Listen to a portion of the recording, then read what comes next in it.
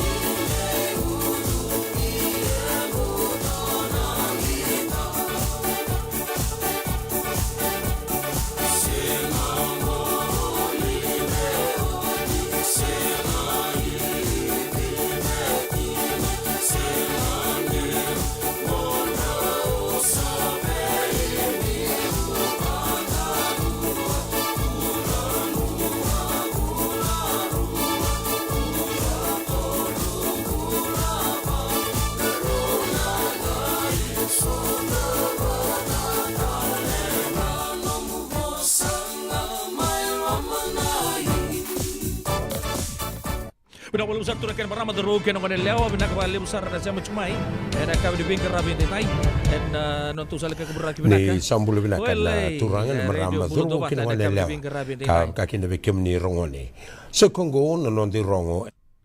totolo na lang di bayo turakan itabi kita na non era kabi bingkar rabi tinay sibda tolu na walu na miniti na yutu tinisinga ni non da bitokan na bulu pinakang go na radio bulon do patay pwede lang no pono munindon bingkar rabi da bitokan juga ni medalo na bitu na kaloko na kabi bingkar rabi tinay ni baktarong chungbeka usama ite kaburatal na program na kabi na kanikuwa nangay indo nangon lagalanggo nangay makina na ilulu ni radio bulon do pat sa nangay may kirusemba na kabi bingkar rabi tinay o may to matanga pagawawa mutoman na bikem ni bingkar rabi na to parang na sa nangay ato makina una isipun inda kuwa bikenta na kabi bingkar rabi tinay o kala di lele besar bikenta maruta kamay na mata sawoti na hukun ni bingkar rabi lebo na songko lebo pagador chuko ambi bikento merke lebo na songko na tatabu na sota poko biokani sa pagador chuto to kaya sando tala mata bu to poko na mata kina kala ninda poko na mata chungani na pulo po bersama rau chuko na wekan ta mibiti ni mata kan tanto nungge to bayani na mata ini singa ni bula na ka okosita na embaki bina kan turanga ronundo luro sanga bulu ketolia to sana maru tak mentanga ni utu ini singa ni no to no bi tomani tu ko na kabini singa moni tini dai to to about itu nan raki San Francisco na Sano California na raki merke na kabini bingkara dai ni ko tala ngabio kan lo mani sana tare chukina o yana non dai to bilabo o chini ngauna rau no vola chu mai kina biau na buno ni sia ma chu mai kina bakata ki emosi na sibi bulo bina kana gueka ola chu ngamai na buno sia ma chu mai kina donan rau nan dolan la buni merke ning vorle ta bon non to bitokan na kabina ngani kuwa sana vaku yan ki bako chu mai biti sana empai sa tegen wiki muni tigo Amerika sana ki sanga mizel tegen wiki muni se buru ta banga oni chu kina kero sana ki sanga no muni details menam biu ni wiki muni wana no muni dodobi ena kabina kan dibing karabina bulo bina ke Rusia te ratukana mai dambula place mai we abi mai lotonka wa ke nuni bina ke no bugu no muni sama tong mai ena kab dibing karabina sa ko ngana bital no muni dodobi roni no ena kab dibing karabina donan ronan dol la buni merke kembali ke bakana nganga emosi nasibi mai na nonda buno lama no bici asan bibi ronan ro bakata sartunga na non itu do bena kabine bingker rabin tindai ya na lewetal chunga ni nokin ni non to bisa mati na kabine singabu wele singamoni tindai en gali dabo chiko en vitu na kaloko en kabine ngadi ko na non to vito kadi o pedela no no nindo ni bingker rabi ando na kana no gumaro ta chiko bale ni ron da mai sota tali en kabine na kadi ko Serengo na italo ni Rossi ni anu ni bonu. Pesana toman tu ini kina nonda bisa mati. Ena radio bulan do vate San Francisco. Me kauti kenda vate mai. Bisambulai.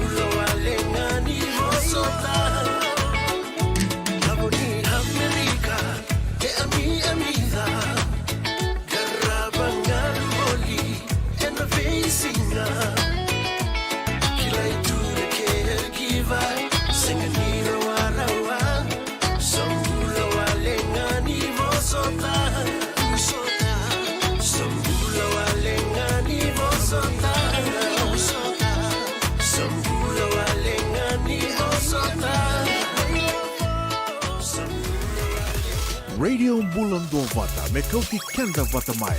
mai San Francisco ki burubura sema mai ngai waseani.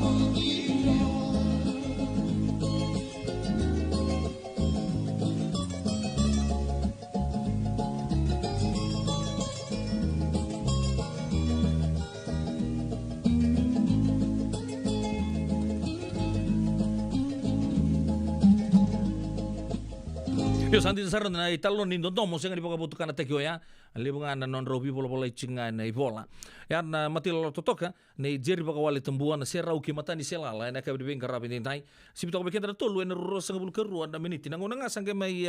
teka butali kina na singa bina kadi kondo tala bula bu menon to bono mani bicho re ni sali busar rabi pola itaga chugun no ya na kena sa tosu dake na saunia ya sone saunia ya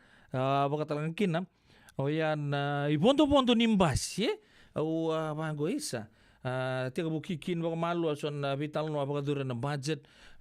libur baka taruan sa ko, ay, ano mga sana doon na matintubo, urto sala ko ng coalition ko, sana nabibia, to susumbo na sunyaya, nakatuto ko pa ay, sa baka rita kasar sa kami, baka doon na minsta nilabo, kaya ito nabilu tagis ko na matintu, and hukuni tos-tos buong arto relis sumbanga na bukod ni Vingarabi apa kadurut cuma na chini kaono na bag saut ye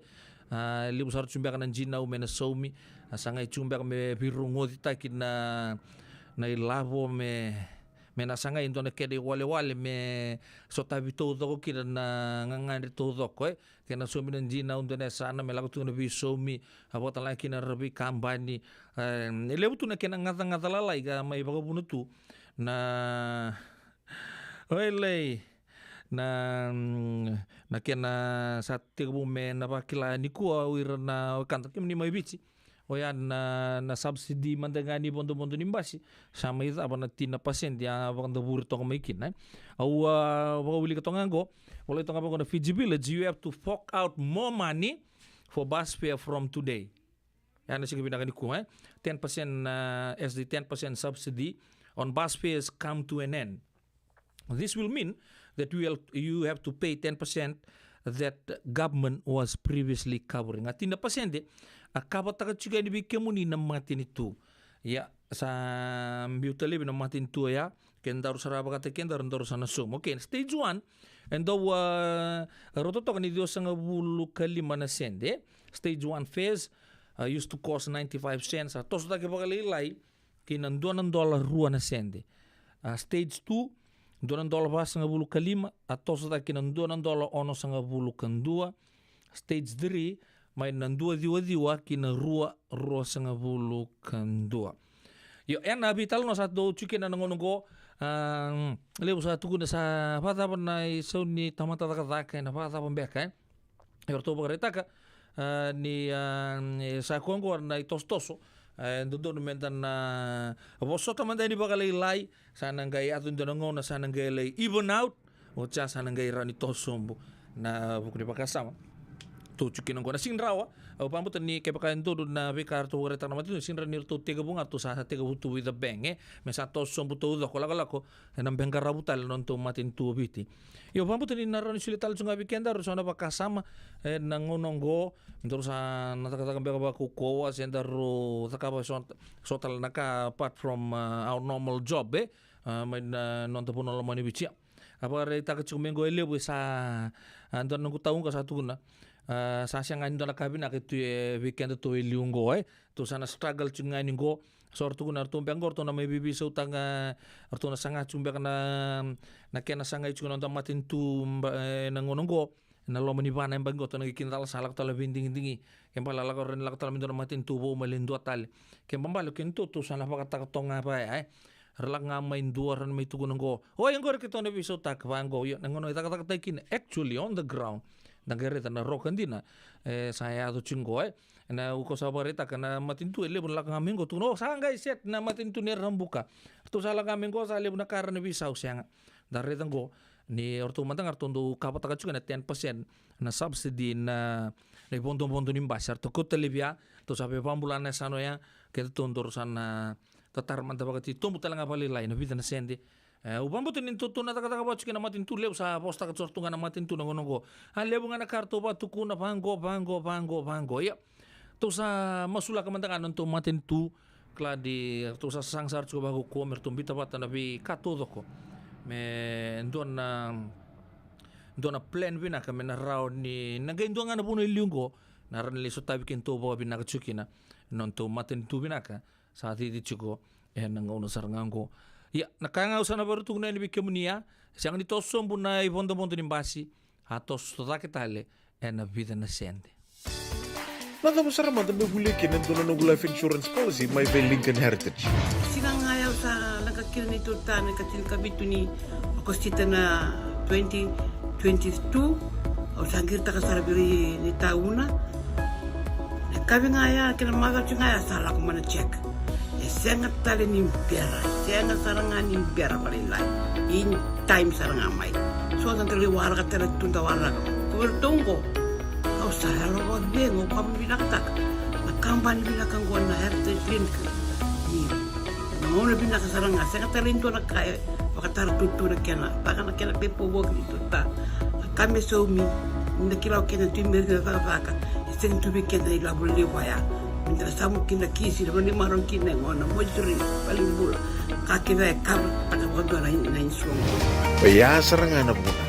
The Lincoln Heritage Life Insurance dodonga so muna claim na lo manurusang bulu ka banewa. Kaya sa ruwan ang bagi o tinapolsing gaya na lenga, di ko na beba sa oray. Dawi mati sa siyanga. Raw-raw sarana bakalew fo mo na telefoni. Text mai kina vas seva walu-walu bandua tolu-tolu walu lima ena kena itutu matelelai. Yavalata deonangai velata ena radio bulan dua vata. Veitalono te kina na bika membaleta na nondom pula. Mai veira na kena dau mai na tambana ni bula so. Nasi na puniwai. Prongoven na bana kaloka na veka vini tu city ena veito kone ni Lincoln Heritage Life Insurance. Na company ni Life Insurance kanga nitikan na kaiviti Amerika. Andra na buke ena kena semi na libo-libo Senegas kita urani buku iko. Girita mai na empower ena ono rua ono saiba dua liwa ono. Endona mate kuniti wale bobeke anda mana wasa Pasifika na hepatitis B. Kunei ni ndua mana bayatini corona ni bunua mana wasa Pasifika Amerika ni tobi reti kuna mate na hepatitis B. Ongo libu dake na kenara ni betobi sena tobi kuna mate ni nada se liver cancer. And then remendo kila ke sa tebi kwentiko. Me bakani sa nguso tini kene bakatakila kila se symptoms bakabo ke sa mbimbi na mate. Mbimbi ngona kila mono bakani kebi membaleta na hepatitis B. Betar mai kena telefoni 526 ono vituva 51watolu sesi koba na nondo to website www.sfhepbfree.org. Wakai lavo ena bagarobuka. Radio Bulan do Vata San Francisco. Mekauti kanta vatamai. So if you're interested in learning, right, our campaign is open to everybody. So we would love to be able to provide you a basic education on finance. Kaya bakay, long binakamayan sana kandua, sana tiko binakatalangana kena isaw. If you are thinking debt, you will attract debt. Na raw ko lang ni tos na chana kemisaw, na baka na ibakatangan na yan din inomutungo. Rangoda na imbalan-balan ni Vaka sa manggo kinabunga tala na nonda programo waro taki. And ono na kaloka na via kami ni waro muka vi kemado ya Amerika. Doon na kaloka ni singile ni waro ay vi kemado may viti. Wakay labo ena waro muka. Rangodi kina na nonroy waka sala na kenadaw ena vika wakay labo. Radio Bulan do Vata San Francisco. Mekauti kanda vatamay.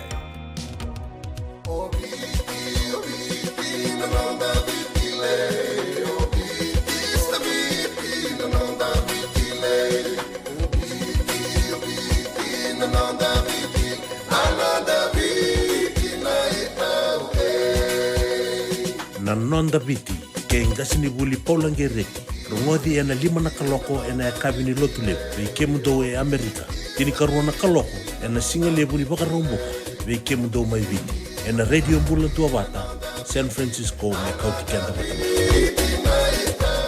Bila sa wala mo nabitokan na Radio Bulan tua Vata, bimamando no weekend na tolu. Kaya ko sangke siya mamay, ni bulo binakasaka, binaka na nomoni siya mamay ng tubo wale lebungo na Radio Bulan tua Vata. Nan dua tala na kabi do tala nga na maza o nan tobi tomani ndora ka tos totol tunga dingaw na ta sange bi pa mo tenga na singa rumbuka ndora kena weekend ni kuwa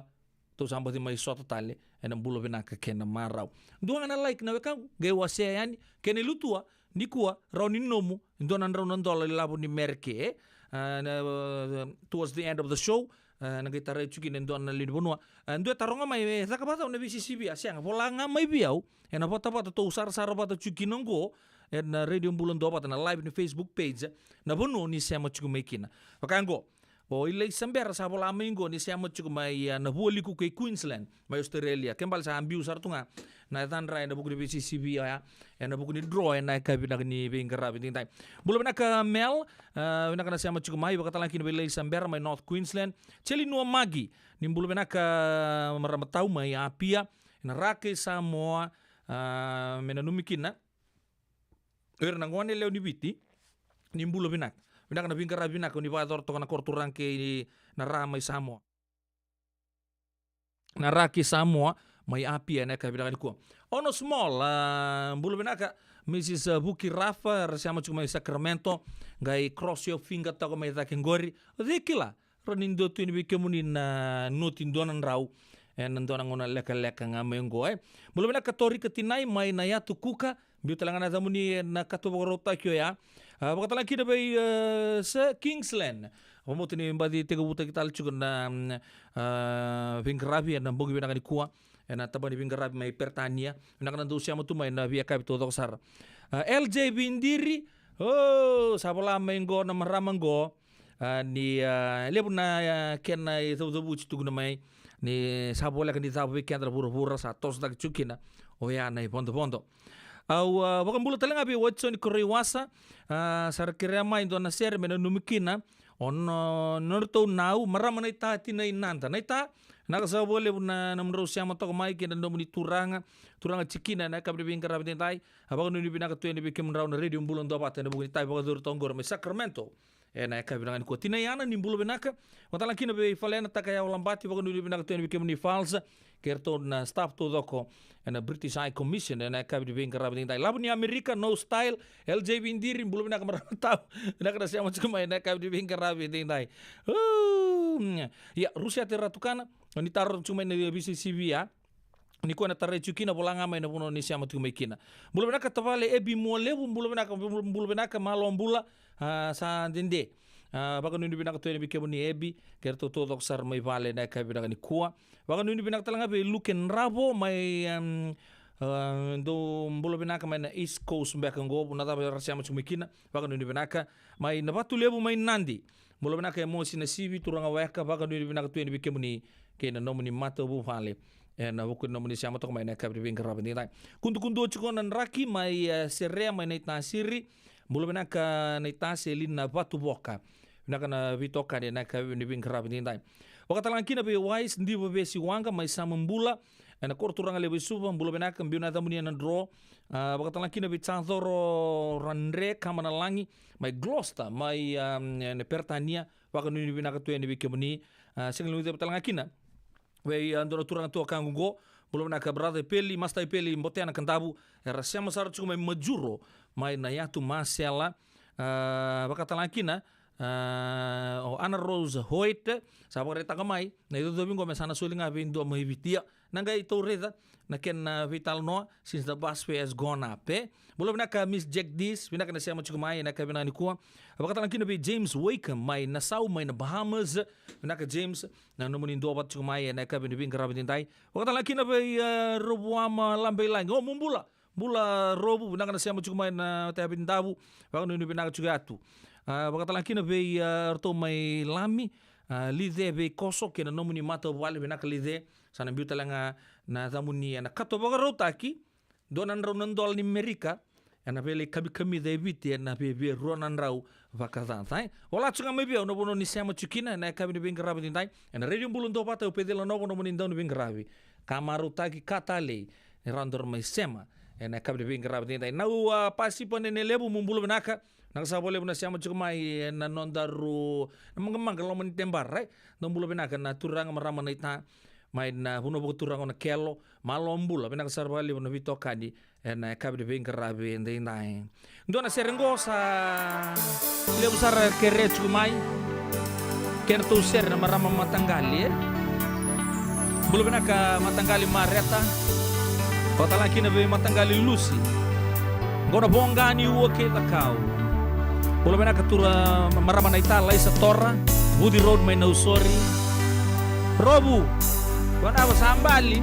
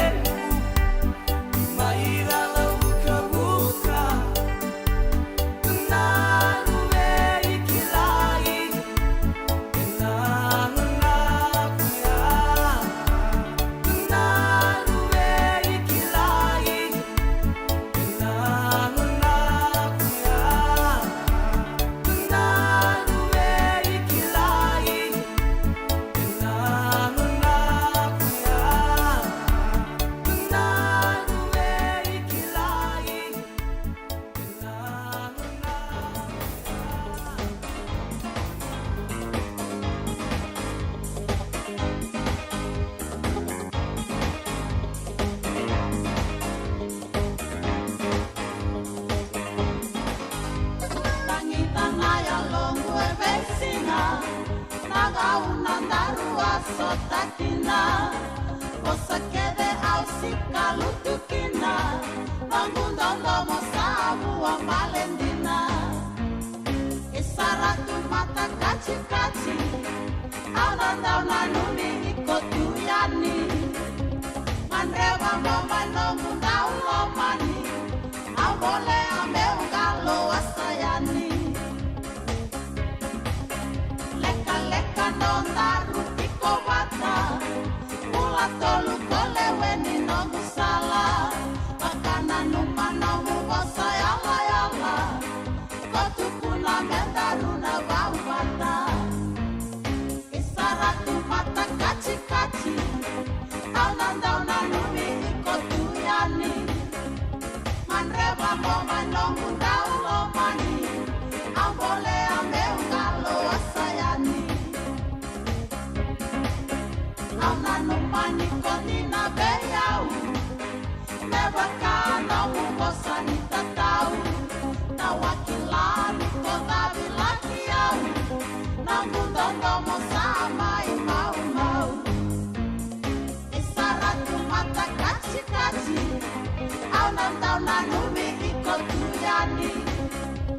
Manreba momai nomundau lomani Abole ameungalo asayani Metinia nomu bakayatu Tabe unilei na nomu yanu Kanadea na nomu delani yabu Sabor de nomu rosi wanandabu Isaratu mata kaci-kaci Aunandauna numi ikotuyani Manreba momai nomundaulamani Abole ameungalo asayani Lewa usawa na wawa Usala usimaya niko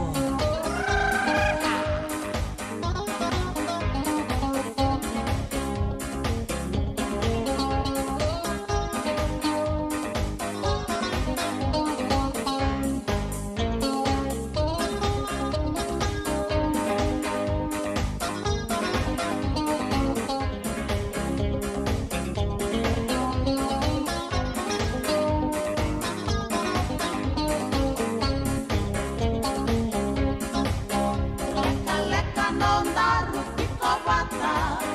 Mula tolu koleweni nongutandra Bakana numana gosani yala Kotukuna mendaruna baubata Isaratu mata kaci-kaci Aunandauna numi ikotuyani Manreba momai nomundaulamani Abole ameungalo asayani Aunanumani kondina beyau Nebakana mubosani tatau Tawakila nikodabi lakiau Namundondo mosama imau Isaratu mata kaci-kaci Dauna numi iko tuyani Manreba mamai no mundau lomani Avole ameu ngalo asayani Nyakini andongu baka yatu yatu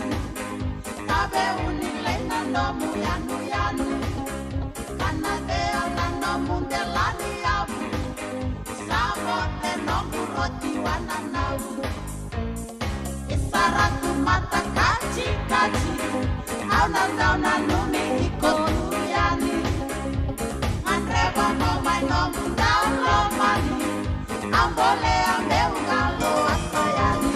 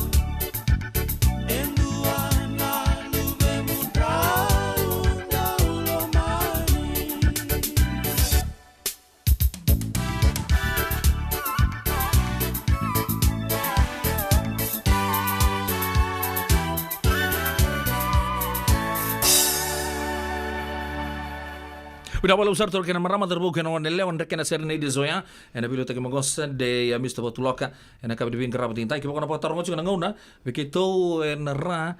ki California e San Francisco no Pacific Standard Time voi 5 meniti be bana kolok sare talanga mai kero sama le ruate gabuna sanga ngole mai nunggu lulu bakataka kala dia oso sar cukup bagale buat na mo di madau sawoci bakatur cukup da kena tambit simbolo cukup mai do tale na embakibo di non rasigni sutu turang na itan non ra lu di vale kelas wakil atu ngamai na hengo boni songo ya o nama nunggu lulu bakataka Koya wa mai te kabuna kira bagale lai da bita kadia na ka di bin karabit ndai sebai bai una bula benak bula tu ni bula benaka na sema te kumai na do tal na non de wasi ni ngona vata na kabi benaka ni moni tende ndai so na moni ma do levo no so ya konga levo to no so to toka tu na nei to toka tu na bula levo na ka nda baka bin benaka taka ni nda da tal mai do tal na ma bo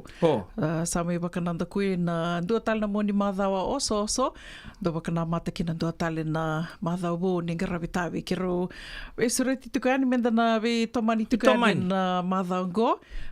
o bambota ni asawa se o tiani o tupe na nonda na idobi na kiana soli tiko na veka na ilabanganga kiro bakaro takatingo ena ge madhala tukani mai bobo leka tiko ni dhabana na dewa siningo na vate na kavini kua kiro sana dasana kilaba tikina se o dhe nona tiko na kalonga to dhe nona o dhe sana mai linga bata tiko and singa levu ni kua kavini kua mataka ni kua sembongi levu ni kua venga na bono ni sema tiko mai kina ka pakai sana taraina dhamuni sana vako tiko ni bikimni na ilabo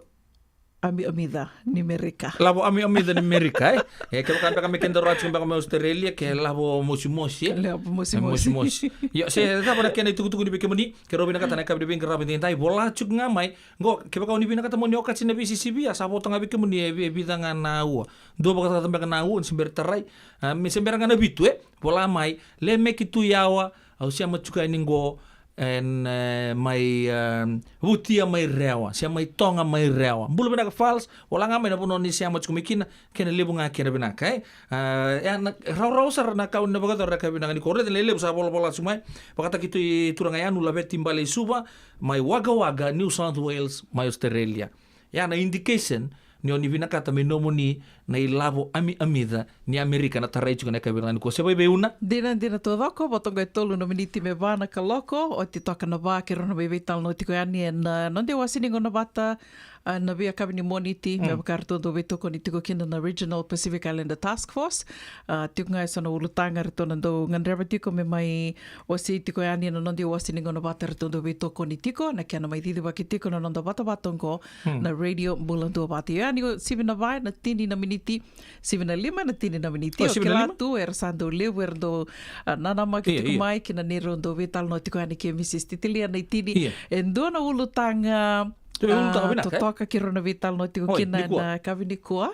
ninguém nana ma ki tiko me kina ambaleta ni ki latu ni sa levu sa bola tiko mai na no vata go na buku ni ulutanga ka ki rona ge taratiko yani ya ke Mrs. Titilia na tini okay mre wona mata so sin vital no tiko ke wonto na abuse Iyo. Onde baka sama tak na abuse domestic violence. Domestic violence. Onde no numa domestic violence ni go le ronga tan na mbita tak mai na. Na domestic violence na ka ke denga ya di vale. Onde no numa nga bale chike mninga na marama. Sia nga dulu other way round ke mana turang. Ya so talanga na marama ngono ko sa badu chuk. Sa vika kuchik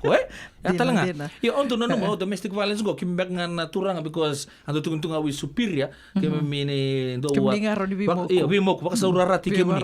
Ya na buru-buru sa chungo sa bisa walilai saba kaki mem sama lumu tali juga na turanga sa kaki mem lopo tu tali juga bisa na marama ya indua rongoda oir talanga ngone ni ramukul lagi vale that's part of domestic abuse lebu tu na kena tambana irana nonde sai in-laws ya talanga o katiko ya me domestic violence na beba kararota kena loma ni matubu vale yo rambele sara na ulutango ya en kero na girani na vindati ko yani bakal matela layan na vida na madha mengo yani ko tu kero vital no taktiko mikro sana vital no tak manda na ulutanga ka lebu bola tiko kina the we sara tinga na bola yan na nito bata na radio bula do bata na non to bata ni wasetia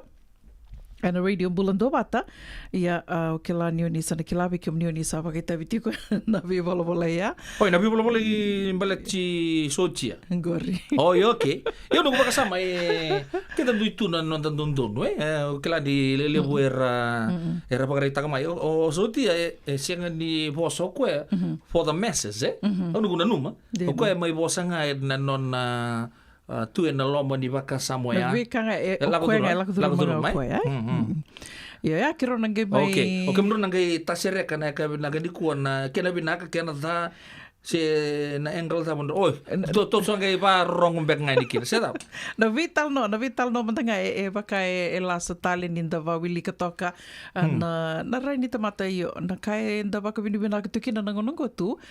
freedom of expression, freedom of speech ya na kai to tukina na bula ni raw ni ko vakarita ka mai na lomamu se mani ndando vata se and that's okay. Sama sara. Mantanga u wili katu au bago ia ke baka so dun vaka so singitali taka Yo na matai doroba bibina kani rakau ai chuku mena radio bulan do bata do baka sama taki William mena rotolun do tuno kwa do sa pa mengo kwa William go na turang katoya butaka na FM 96 na VTFM na terang na vikum ni na kilato kana station ya tuno kwa do na singa au singi veka oitaka ke baka headline tagi na pepa sendo boso data ki ve na Facebook ko mo melet tuno kwa e pagarita ka chiko that they are listening. Main thing saraka. Na main thing saraka. Mata kiro sanga kila chiko ni kemuni kawai chiko mai. Non tu bata-batang ko Yo na nomuni bola no muni sing toko na nomuni bosa ta kirau siapa. Siang tangan ni tuki na dondo be kirau, me kiro na da chikemuni. Siapa? Kiro na lomani kemuni to ga. Kemuni setu. Kaya baka mantanga ni bosa ta mai. Sa vi lomani. Na vi lomani me lomani tu mantanga. Me to toka tu kina nambula kambimbi me na vi lomani tiko. Sa sim to kono vai na rona miniti na radio bulan do vata na ser kataravango. Na bulu benaka. Kiro na vaka bula tu kani kina ve lemeki tu yawa ni bulu benaka ni bula matelita wati kalesi. Vemba kana bono ni sema tiko me kina matelita. Senga tala ni ngole da tikino nai na dewa ni bulu benaka nai baka nui ni benaka tiko yani. Mai na Yatukula Rarotonga. Yatukuka, ni boso tiao. Cook Islands, Cook Islands, nimbula vinaka. Sala tu nindau, nimbula vinaka, wakatala kina ve PJ Lalakini. Vinaka na sema tiko mai. Leakini. Malo pule, atuai.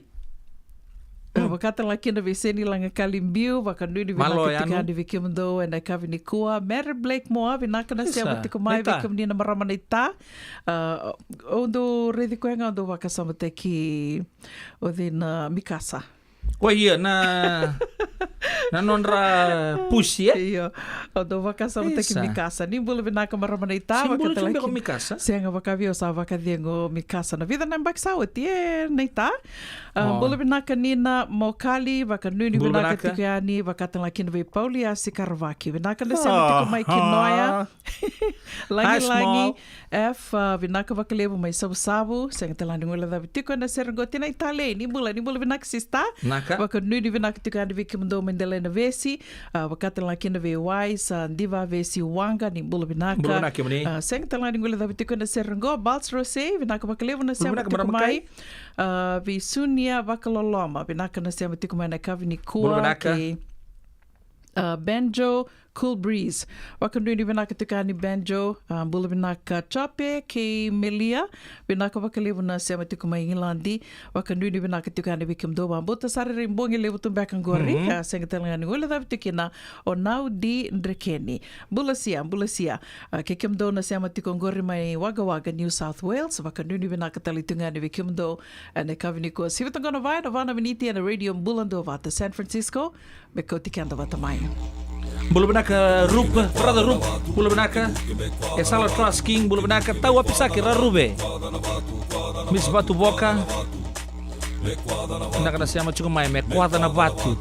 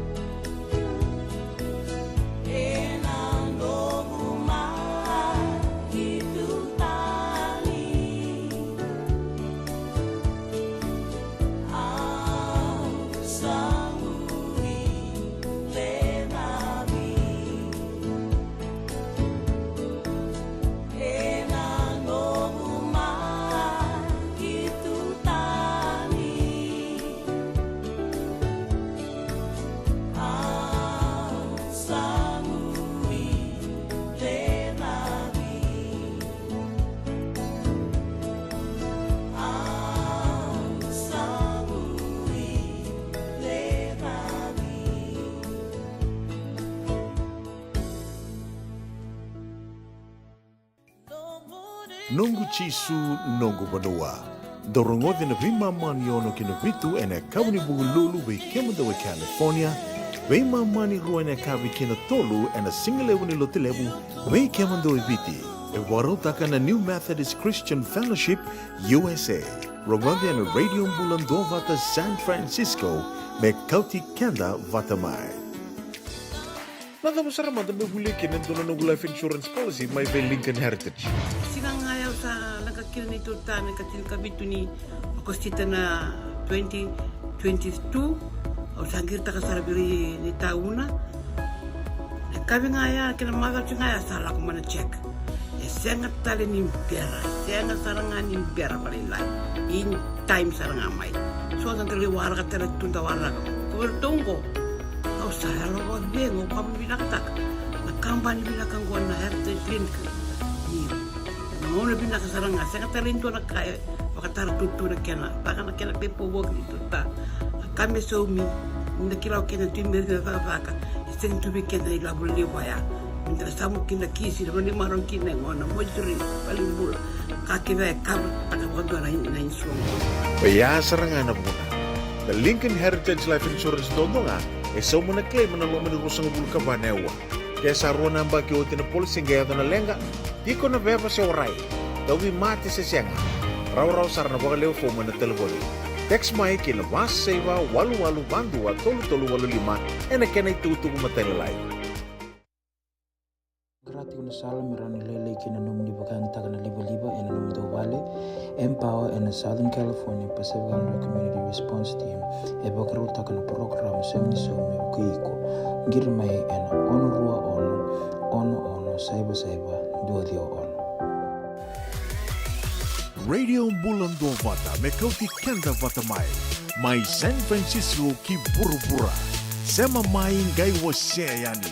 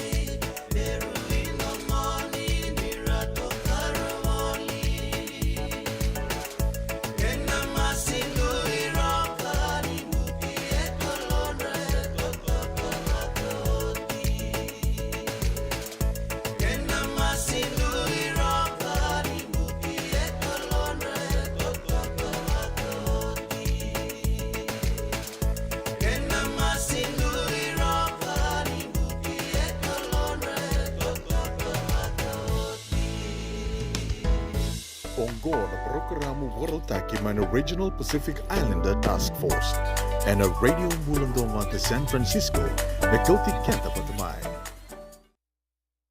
Beba kaua baka madala takatiko ni ana radio Mbulando Vata na nonda iwasiningo na kabitoko ni tiko kena na Regional Pacific Islander Task Force ni sama isipitongo na vai na tinika walu na miniti.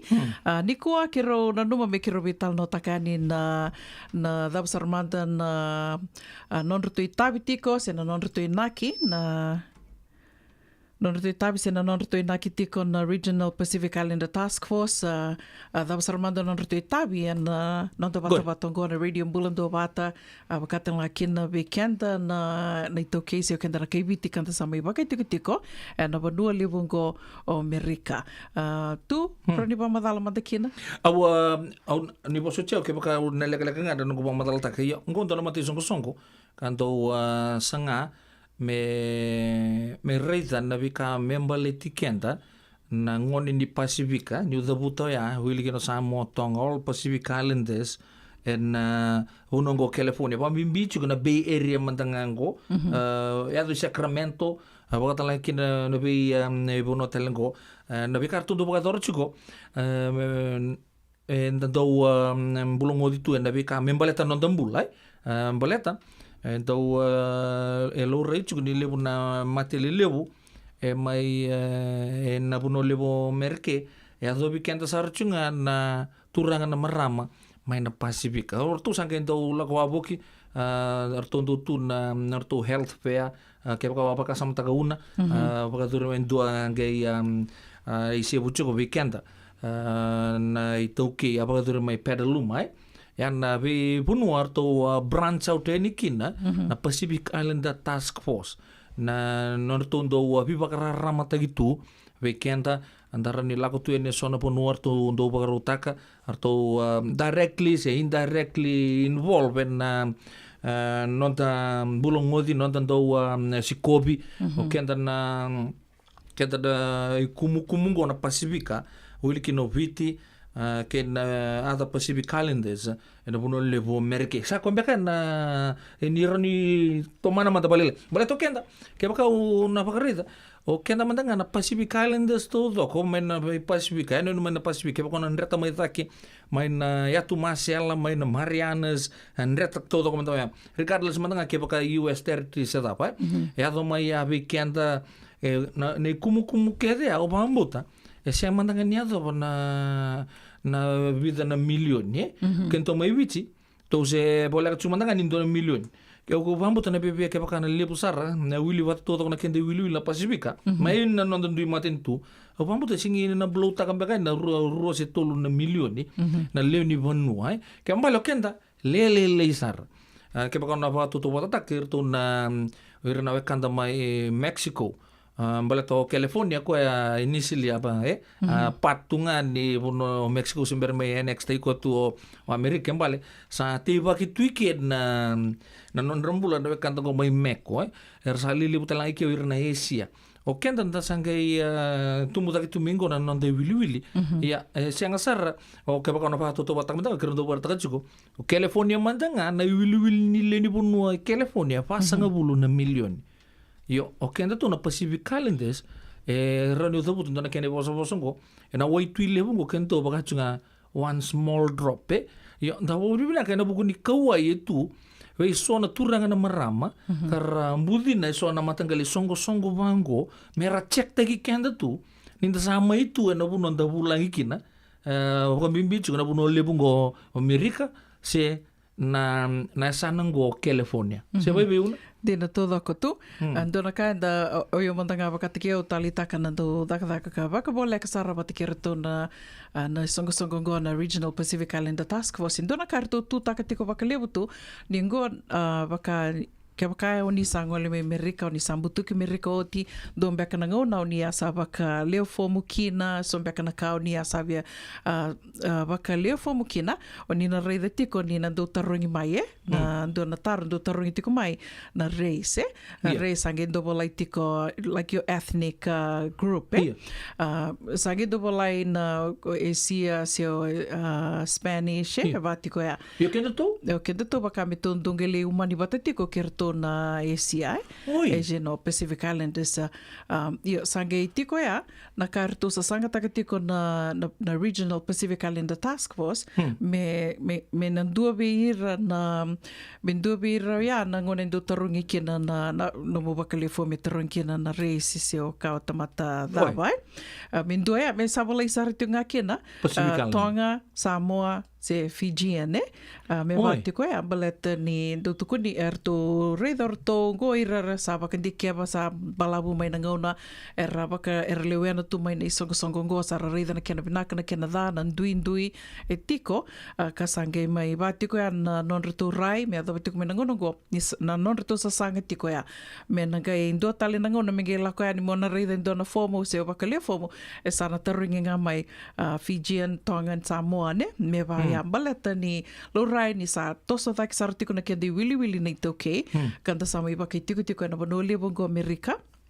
waka bimbi tiko ngo e California ngai kunei talenga ni nango na ke baka me wili ki menda wili ki kina vau ya me ki lai na kendi wili na rawa sara na kenan rondo sombo mai na bebuke na kani bebuke mai na matani tu e tiko na federal government na matani tu o tiange lako mai ke na state level California o tia sange lako mai na county levels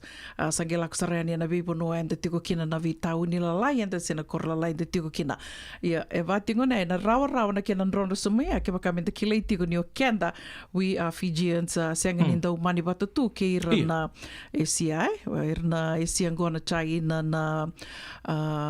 Vietnamese o ira o kenda sa o kachi bata tu na ngonongo iyo sa lobi te gitu me sa na bisau me sa ko da sar na virtu na weekend to mata state of California se rara masala vexer nga ken matini tu levels in a federal government da federal sara ere tu gune kento to kento mbek tu ritu mbek ba tu ranga maramani Asia seda ni sandondonu me to willinga vakata ki kento to yo yana sa sanga tiko mai na Regional Pacific Islander Task Force ya ni sabati ko yana non retu sa sanga aya sa bakami sange kila tiko me kina ni irango na kaiviti orto na kaiviti erto tiko talangango e dondono me lako ani na kanibibu ke membali tirto waka tamba kindua ka kua ni ndau mani tu wati ke ira na ACI koia di tiunga na waka na nui a kar sa mai na numingona kina me dhaka indua na Sana numingona kina me dhaka indua na kona health fair ka waka idhoria na bula sa oti. Aya matai tiko ni health fair ke ro waka nuni tiko na vitoka ni ngoa se na vio kani ngo. Ni nandona ngona na dhaka tali na health fair ni o nina ngole mai waka lioleo ni mai waka ingataka. Na vika kedho e tondo sa sanga taka mai na Regional Pacific Islander Task Force senga ni somi kina indona ka. Ngandriringa menda lako mai nda mai waka ingataka tiko me rani na lurai tiko na ngone ndo waka ndikia wakina na wili na vika wango ni ala idhakango vira na kaiviti vango na leo ni wili rangole mai na kene wili kene mbale ai ngandre vitiko ngandre na bibu kiongose na resources back kaya ke bale ke bakanta sana dola ko ndi bagalele bo so nakadi bango meta dola wakina o kala na na kene tamba sana ge waran te gerto talanga federal government merto sana ge recognize ta kamai sarto kuni wili Asia batarto sa done kumu vinango so will terms as Fijians Tongan jornada Tonga Samoa o mantanga ke bakato mai wil chuba Asia na non to wil to wat gerto ni kumu go Asia bale tangan to vola ke kya to virtu na Pasifika ya se ka manteni madala se mai ka mai liu sa se ka nga miliu gai lasa do kunitiko tau kila sa kemdo sa tabi tau do tukono koe ni koe mantanga pakati ke koe tukono koe una I'm Samoan I know the difference e kila tiko koe na kenda ndui mantanga pakati ke kenda ni nda tukuna na kaiviti as Fijians e tiko o ira na India gai tiko ira o kenda towe na i toke tuno koe undo sewa kasaranga I do not like it when they call Indo-Fijians as Fijians ke baka se mendo tarongia ni ndua o koe sakilana ke ndui tuno koe ni ureani se ho sakilaya o ingona yadha na Raj na Singh na kawaya sa redo koe ni ya senga ni toke is not a native Fijian. Tuno koe au senga ni vina katamandanga mundo wili o ke mundo na Fijians merto menda wili wata kerto ya io ando tal na vital noa au sage tu kuna tunga au sage do kati ko viko tau that's true ia o ir tal ngora sa wili ki viti tu me kila Fiji is home for them too ia ia na bonue la ko tiko me kino tau no uve na maramani Samoa liu takatiko ko na Regional Pacific Islander Task Force au pambutan beka kona ka utugunea bale to America to sa ringa pango kenda to se lelilai e vina kata ke metu sa tetsinga kinandon na buni kaule wakar to mesia ke baka ko utuna ke baka to na kata kambe ka ko ko ena geran la kesang bator to kelam batam beka ni to sangambe kambe varo rotaki na kenan rondo so mai na bibuke to sa tetsinga viesia batame running redania na buku baka sama itu buku binaka ayan ngono mantangango kito na biya kain loman na radio bulan do bata o kimami na chungo Amerika kimami nangono kimi na polai mikinto na kama na federal government o kito wili chugo na Asian region o pambutan ni sangai to sa wili chugo baturang marama ni Asia na buguni baka samaya sangai lobby tagi chungo kwa ko chugo kina Regional Pacific Islander Task Force sangai saka chungo na vital noa na state kapag talaki na federal mengai ngona monga inding takin na no murace enan do na ka mo na baka lewen Amerika sa chuki ka ndo na box sa bala chuki na Fijian Tongan Samoan umbutan na ko ya taka leo butok ko sa boreta kento to leo lila yo kento to dinanga ni to sa mai bayamba gitu ike kung sa boreta ka juga nangono mantangango kero ke uno kenta ke bakanta juga Amerika to na po na taro ngi mebi kento to na juga na kumu ya Asian Pacific Islanders Oi, boleh serang Asian Pacific Islanders okay. Ibati kan ale oi binakan sa boleh onu monte sa boleh serang Asia oi slash Pacific Islanders Pacific Islanders Ibati ko ya sono bono lebu na bono sa mai basar tik kinaya na nonda do biu na kena nonda do reda na formula endo do bakalia formu kina sena vika so endo sa sagamento bakalia formu kina sa vati ko yo ya na sa sangatiko ni Regional Pacific Islander Task Force kabakatel nga kina na kena ndo sanga mela kumai na kanibibu keso ka Artondo be baka ungeti tali tu ngai na buku ni non dalurai baka buniwai baka bimbi ni so binaka tu ena be bonoe so mikina ke baka ngoleani roni na tini nan dollar sa bulan dollar ti kumbek ngana bika ena laba ki maybe ko ke baka lilurai baka buniwai sono bonua seng sartunga ni laba ki mikina indona kame baka na Jewish Community Clinic yo na bika kidengo na bika tu sa sangata ka mair tu se matikenda tu ka nikina na Regional Pacific Islander Task Force. Kanda baka binibinaka tiko kina nan rito mai be toko ani ka rawani mai toso tiko kina na benga rabi na nando bata batongo na Regional Pacific na Radio Bulando bata. Na non rito be toko ani ka rawani ke rondo mai ndambi tiko ani kina na veo kaningo na ve singa me kiro ve vakamaro tiko ani kina mai wasi tiko ani kina na ve kai so na ve tuku so me mbale tikanda ngani tikanda ve vakongeti tiko ve kanda semania se vura dava da tiko kina da kilani na yanga ke tiko ve kanda. Sabatongo rosanga bulka diona Beniti me lima na kaloko and a radio Bulando vata sa mai dava talitunga kena ni rovital no takatiko yani na iwasininga na kavito ko ni tiko kena na Regional Pacific Islander Task Force. Ongo na programo Worldtaki na Regional Pacific Islander Task Force and a radio Bulando vata San Francisco na kauti kenta patamai. O tunggu ros tunggu bulu kadio na Beniti me lima na kaloko sampai kana ya dati ngoritu darobaka bulu. Nang sawale bo abang bulu matanga pe ya tabalen gon si mokala kala badi bulu tagi chamu chiko mai Sacramento. Chamu dava. Chamu moli ando bulu chiko mena chamu ando nanu tutu ropate ando turangan imbenga. Raw ando bulu tagi chamu chunga mai vich sama sema tal chungo na puno lebu merke. Paka binaka na bukuni nomu bulu tagi chamu chiko na single lebu kata-kata binakani ko ratabal. Pagano ni binakatanga bihana Rose Hoyt, some accounted as others like me, multiracial Senga. Kamu ni kita tahu Willy Watt juga ana Rose. Hei, pagano ni binakatanga be erto na gang sa may punsia. Tayo lebu na itasir kay Reo Ois. Habi laka kina nona binanumi o mbulongo. Emi Sauleda, don bulo binaka. Pagkatalang kina be tabalengo may korbo, may tayo lebu. lalai bulu bina ka maram tabalengu baka nuni bina ka talengai ni vei tabaletina na buku nomru tei sar juga baku ko ngoro maram ngoro ya andu tu na fam roli situ mai korvo mai teile bocha rondo laga mai Amerika romai taka na ke de la unifam rolesu tanga lesu sarangan gotina ngoro sali siama tal chuko mai susumbul makau na kato do ko vai au do ko baka ngoisa na era marama sar tostal tu nganon rovaka sama taka tuna non rakani bula wambulo chuka ni be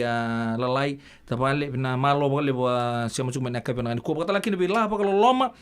ke big bro leti ata membeka the talk kind of thing is that the good bolo binaka big bro kala sona exotic English words ndo vanga taka tuma eu sanga do bango hia no big bro in a Tenderloin San Francisco baka ni binaka tu ni bikemoni big bro na kab de bin karab din tan wakata laki na be emi sauleda ituranga na ita mai na bukilevu kandabu uronga na ita hisley na sa bole bu atori katinai mai na ya tukuka na buku na munisia ma mai na kab de bin karab din tan kikemni to do sar ikila kirundungan reba doanga na like dona share kene keru pola mai na bunoni sia ma mai kin o de kila nindo no mundo nan raunan dola ni merke Kamida, amida. Darungo da madali tal no ni ilo, mai verto nan dua ben.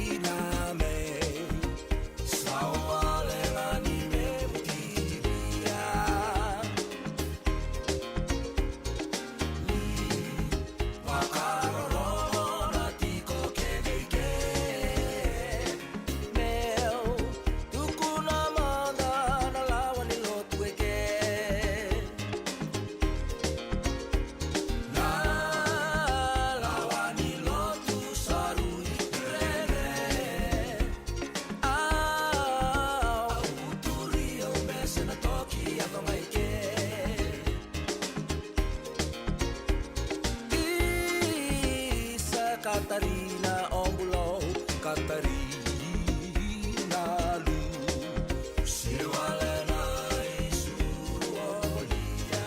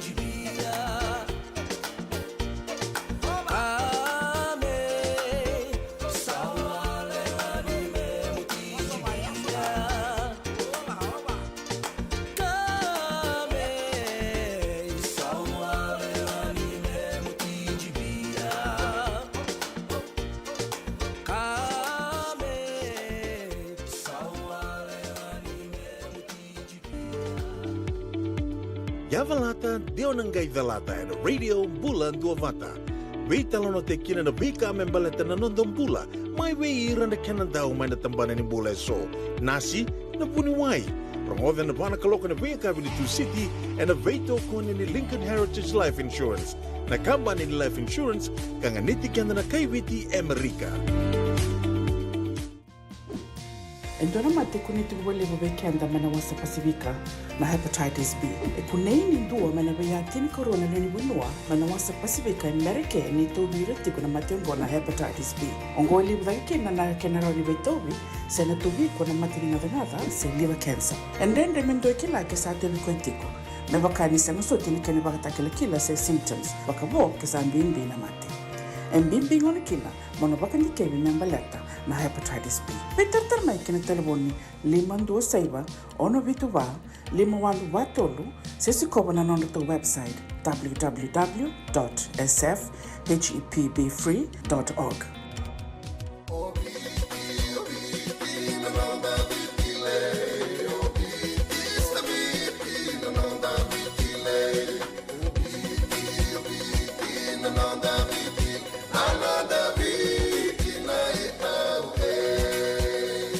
na nonda viti ke ngasini buli paulange reki rongodi ena 5 na kaloko ena kabini lotule ve kemundo e Amerika tini karona kaloko ena singale buli bakarombo ve kemundo mai viti ena Radio Bulan Duavata San Francisco me kauti kanda batama. Bila sa boleh buturan kan marama terbawa kena menelai boleh tin kebitu na miniti me 5 na kaloko nama kamai sibina 5 na tin na miniti non rovital no apa kematawa kal lemu saran to baka muretu Mrs. Titilia Naitini. Bata ke una bunin takua ndo na vital no benak saron to vital no tukina o ya ena be monito do sar ngena maka chumai ena ndo ngona lek mayango ya ndo na ser ndo baro rongo to chukaningo na kabdi bin grabi ding tai bulian na serengo o tu ndo turang na ita kitione buni sansari ke na no mata ser to tonko ya na senin nawa nindela indoki bito bata na ibakatangi ke nanggangana gelangata na luvendra na ya kabdi bin grabi ding tai luvendra se ya si buni sansari gelangata talon te kichuki no ya na ke bakon rede na YouTube sang gembiu te saranga kina na talon no ni sasangan rendre membalet ndo na turangan na ita emosi Randio Junior atu ni na turangan go sasangan juga mengoli palangi me baka ni tunga no tu no lo ni bici kenta todo konta espai ta todo konta do ridir na kanta rendu tu balang ele bo rendu ta tanda ta tu sa ta pale satu mai Amerika Australia mai ngilanji indo mantana singa mo na la kindo ba chuba na ta tan right ya mai ta ko so mani sasanga na mateni ngona singa mani rawat sar na kai sasanga kina baleta na uca sama ning mai ready no na tata tungayan to mati chuga no tata atau sarang ni pagajeng no tata Wea untuk kaikina, nindo na kabina katalangan go una, mundo barong tu bita bata kinae, pata sona ka untuk sasanga tangan ni nandrendre, niyo na rongo tangan nandro talano, na puno tu kina gonto na nunggu bro mai kino yango, ngonin daung gitu na kino gongo, puli mai QBS, le final na dins na ngoni buli ratsukunai, Gay offer tagi mai bi kung gitu na hot bread kitchen or to na matay ni under 18 er lako ngay New Zealand sa offer tagi sar nga bi ko na scholarship may label na doon na Wesley College ba ka may New Zealand au be relate ta na vital nong ko mo se mata kung gay le suibi chingay sa to no na tata sa bazing sangay no na nana sangay to bi mate bimbi tu ko ang kasi buwan kasi ni buli sa list tu ro nangane na ro ngani buwa ro se buli sa artunga kilana ta Kung gay fogo taka, orto gay kati ko mis rumundong gitu, sa sakit sa nang gitu. Offer tigi ko na full scholarship. Kung gay turn down tak gitu no ko. Au sa kere nginan dua talim ba kanang ngon. Sabi ko kata kino this will be your future. Gay tu no ko au sa munggara pa man tanan nunggu na. Na nunggu brongo ngarabi no na do pasaranga ni mat. Kilana ta? Watchinga, lako ko na mate team ni sevens. Orto nga nangoni bicho na 7 sa takamayo kalan. Dona lako tunga so tapon na linwalang. Nangunang go sa linibon tali tu New Zealand. Klano ko tuku nang go raw ni nambalaw walilay na muwawa yo kadar kami na kay o ko yo bata kina karuan no na nanumo ko na maraman sinan. Garabi ko sar nga bakon romo sar nga iburu-burong gombul. Lako ko na 7. Ko lako nga just for the fun big ni ngone sa chip kina tampan newbies. Lako nga ko na 7 siya. Ali ni turang ni rewong. Ali pamatala tunga sewa tasar dona mar ni valang. Nguna tu vital no tu kinango sa kay New Zealand tali tu. Saka mo na pepa ka todo. Awan ke baka sama taka. Ke baka ambia kami atur na scholarship ya. Eso sa scholarship nga sar leus tali biche, sige man li raw sar nang gitu. Kongo sa la ko en sangay linggito tu sa stamba sar tundo tu buana maraman ni New Zealand. Joka so nakalalay ba ya go bebe toto bata sar kana terbongo emosi randio sasang lembulu sino nang kasar hochinga sala ko maleban na buno ya sa chukin nang onongo talno te kichunga go na sasangan ren yumbula ala ko rumo chukumai bola chukuma kerua ani nengo de talno ngan non sasangan dona turbo sa chukumai maleban nang onongo so tapan ren non sasangai na ser Abola bikenta bito patang gangana kitu ni bun sasari langat to saya si bun sasari gerto na mati lolo na sinin dawo din dele indung doki na itala no nindo na turangan na ita mai tele we mo si randio junior mata ni non sasang siang ni rawa mani tok nga mai bici atau ni pakade no nang kasi atau ni sahabat dingo no nang kasi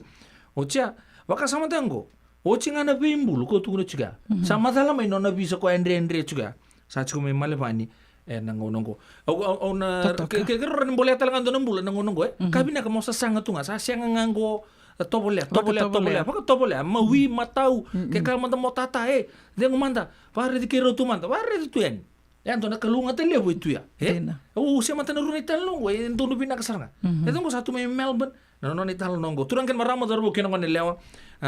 darong ko tamanta na siya ngo may birto na sinindawan nindala indog-indoki ang balata na sasangan renre asasanga ini kino emosi randio na ita sa chungo malevani nangonongo Vinaka tu obi bakambula nga berni bakatangita na serengo obi bakambula tiko bikimdo na sema tiko maya na kabini kumbula vinaka nada asenada fatai bakanduni vinaka tiko ade bikimdo na vitinani bakatanga kina vituranga na ita oiseka uvesi do mbula vinaka me Santa Rosa mbula vinaka Balts Rose mere Blakemore ke ana simedi bingi timbao nimbula vinaka bakambula talatingavi ilivele timbeta wake bakanduni vinaka tiko ade bikimdo me na moto nandi bakatanga kina Litiana Buondramo. Tombula vinaka. Wakanuni vinaka tikani vikimdo ke de Sara mai Tadiru East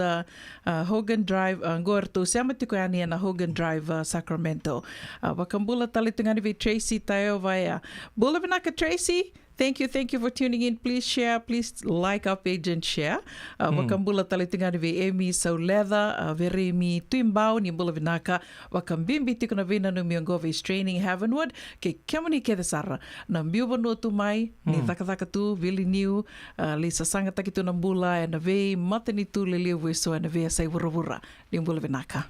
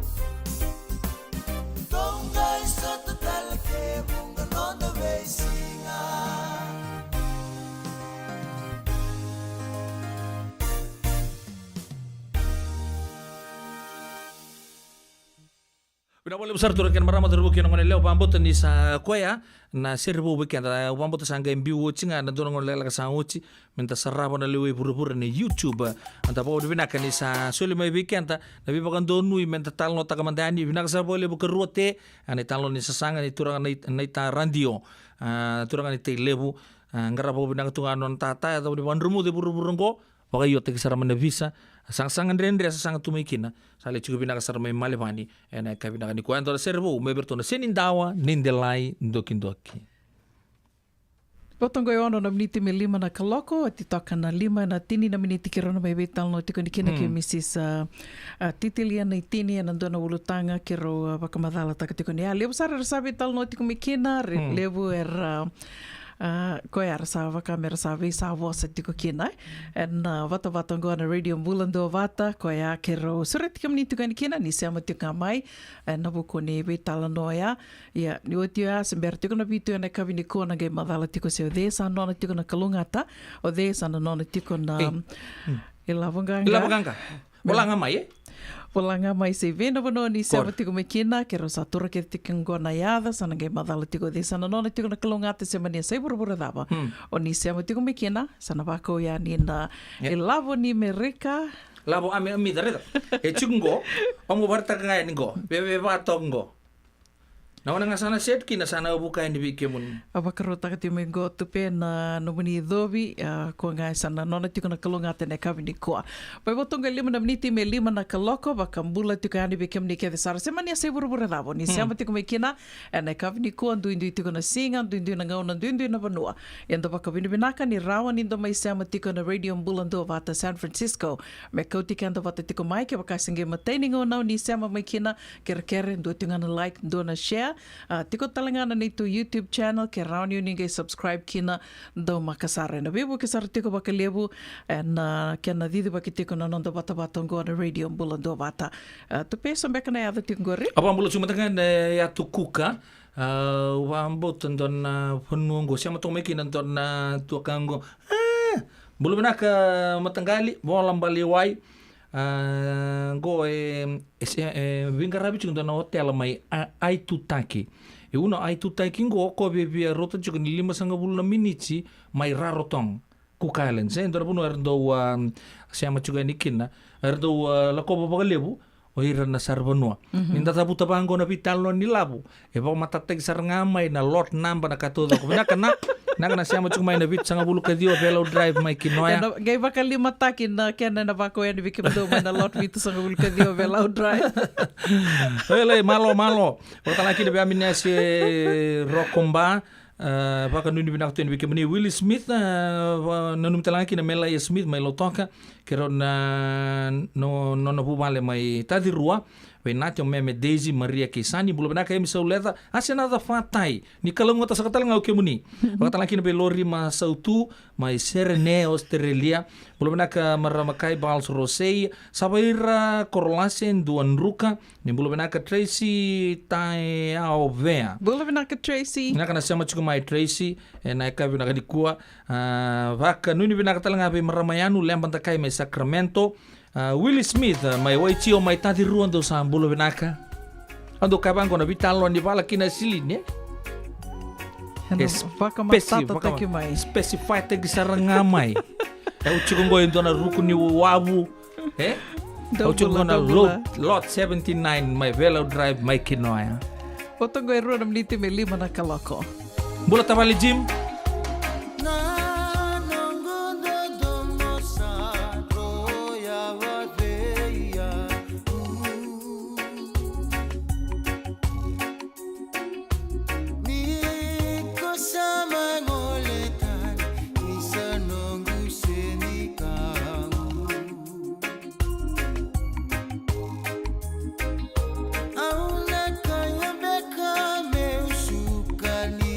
sama ibuka nandina dauda ko asoli ko sabaka nanda kuya anidale sunaya lobu ngau nanda rusibia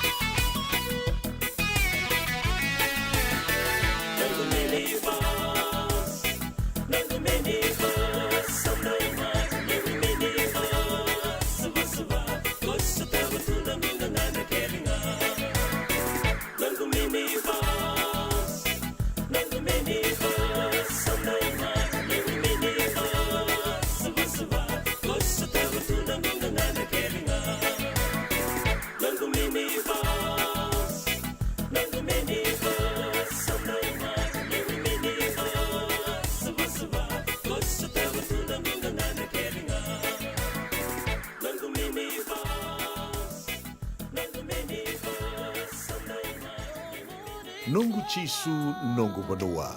Dorongote na vima mani ono kina vitu ene kabuni bugululu we kemuda we California. We mani rua ene kabi kina tolu ene singalewu ni lotilewu we kemuda we viti. E warotaka na New Methodist Christian Fellowship USA. Rongote ene radio mbulando vata San Francisco me kauti kenda vata mai. Wakailavo ena Wakarobuka. Radio Mulando Vata San Francisco. Mekauti Kanta Vatamai. Now, if you're interested in learning, right, our campaign is open to everybody. So we would love to be able to provide you a basic education on finance. Kaya baka long binakamayan sana kandua, sana tiko binakatalangana kena isaw. If you are thinking debt, you will attract debt. Na rao lang ni tos na chana kemu isau, ne baka na ibakatangan danyan ni nomutumbu. Rongoda na imbalan-balan di vaka sa manggo kena bunga tala na nonda programa boro taki. En ono na kaloka na via kami di boro muka vi kemudo ya Amerika. Do na kaloka na singile ni boro wai vi kemudo mai viti. Wakai lavo ena boro muka. Rongodi kena na nonda vaka sala na kena daw ena vika wakai lavo. Radio Bulando Vata San Francisco. Mekauti kenda vata mai. E levo tu na matanggali life insurance e Amerika. Ka levo talanga na kena itu. Ia na Lincoln Heritage Life Insurance yang aniti kenda mga binaka na ito kay kanda sa may mga tigo-tigo na buno levo mo. Kaya wala may wangande, so sa may mga tigo-tigo today. O tawi matitiko si Sen. Raw-raw sara na mga levo. Katigo talanga na ilawi maruroy. Lincoln Heritage Life Insurance. Nakamba ni dondo nga ito sa mga claim and the lomani rosa nga bulu kabane awa kesama niya na lenga isang oti karuan na ambag. Sigaw mo na website ko itong gori si Textman kinabasi ng walu-walu-wandua tolu-tolu-walu-lima e na kinay-tugu-tugu matay na lang. Lincoln Heritage Life Insurance.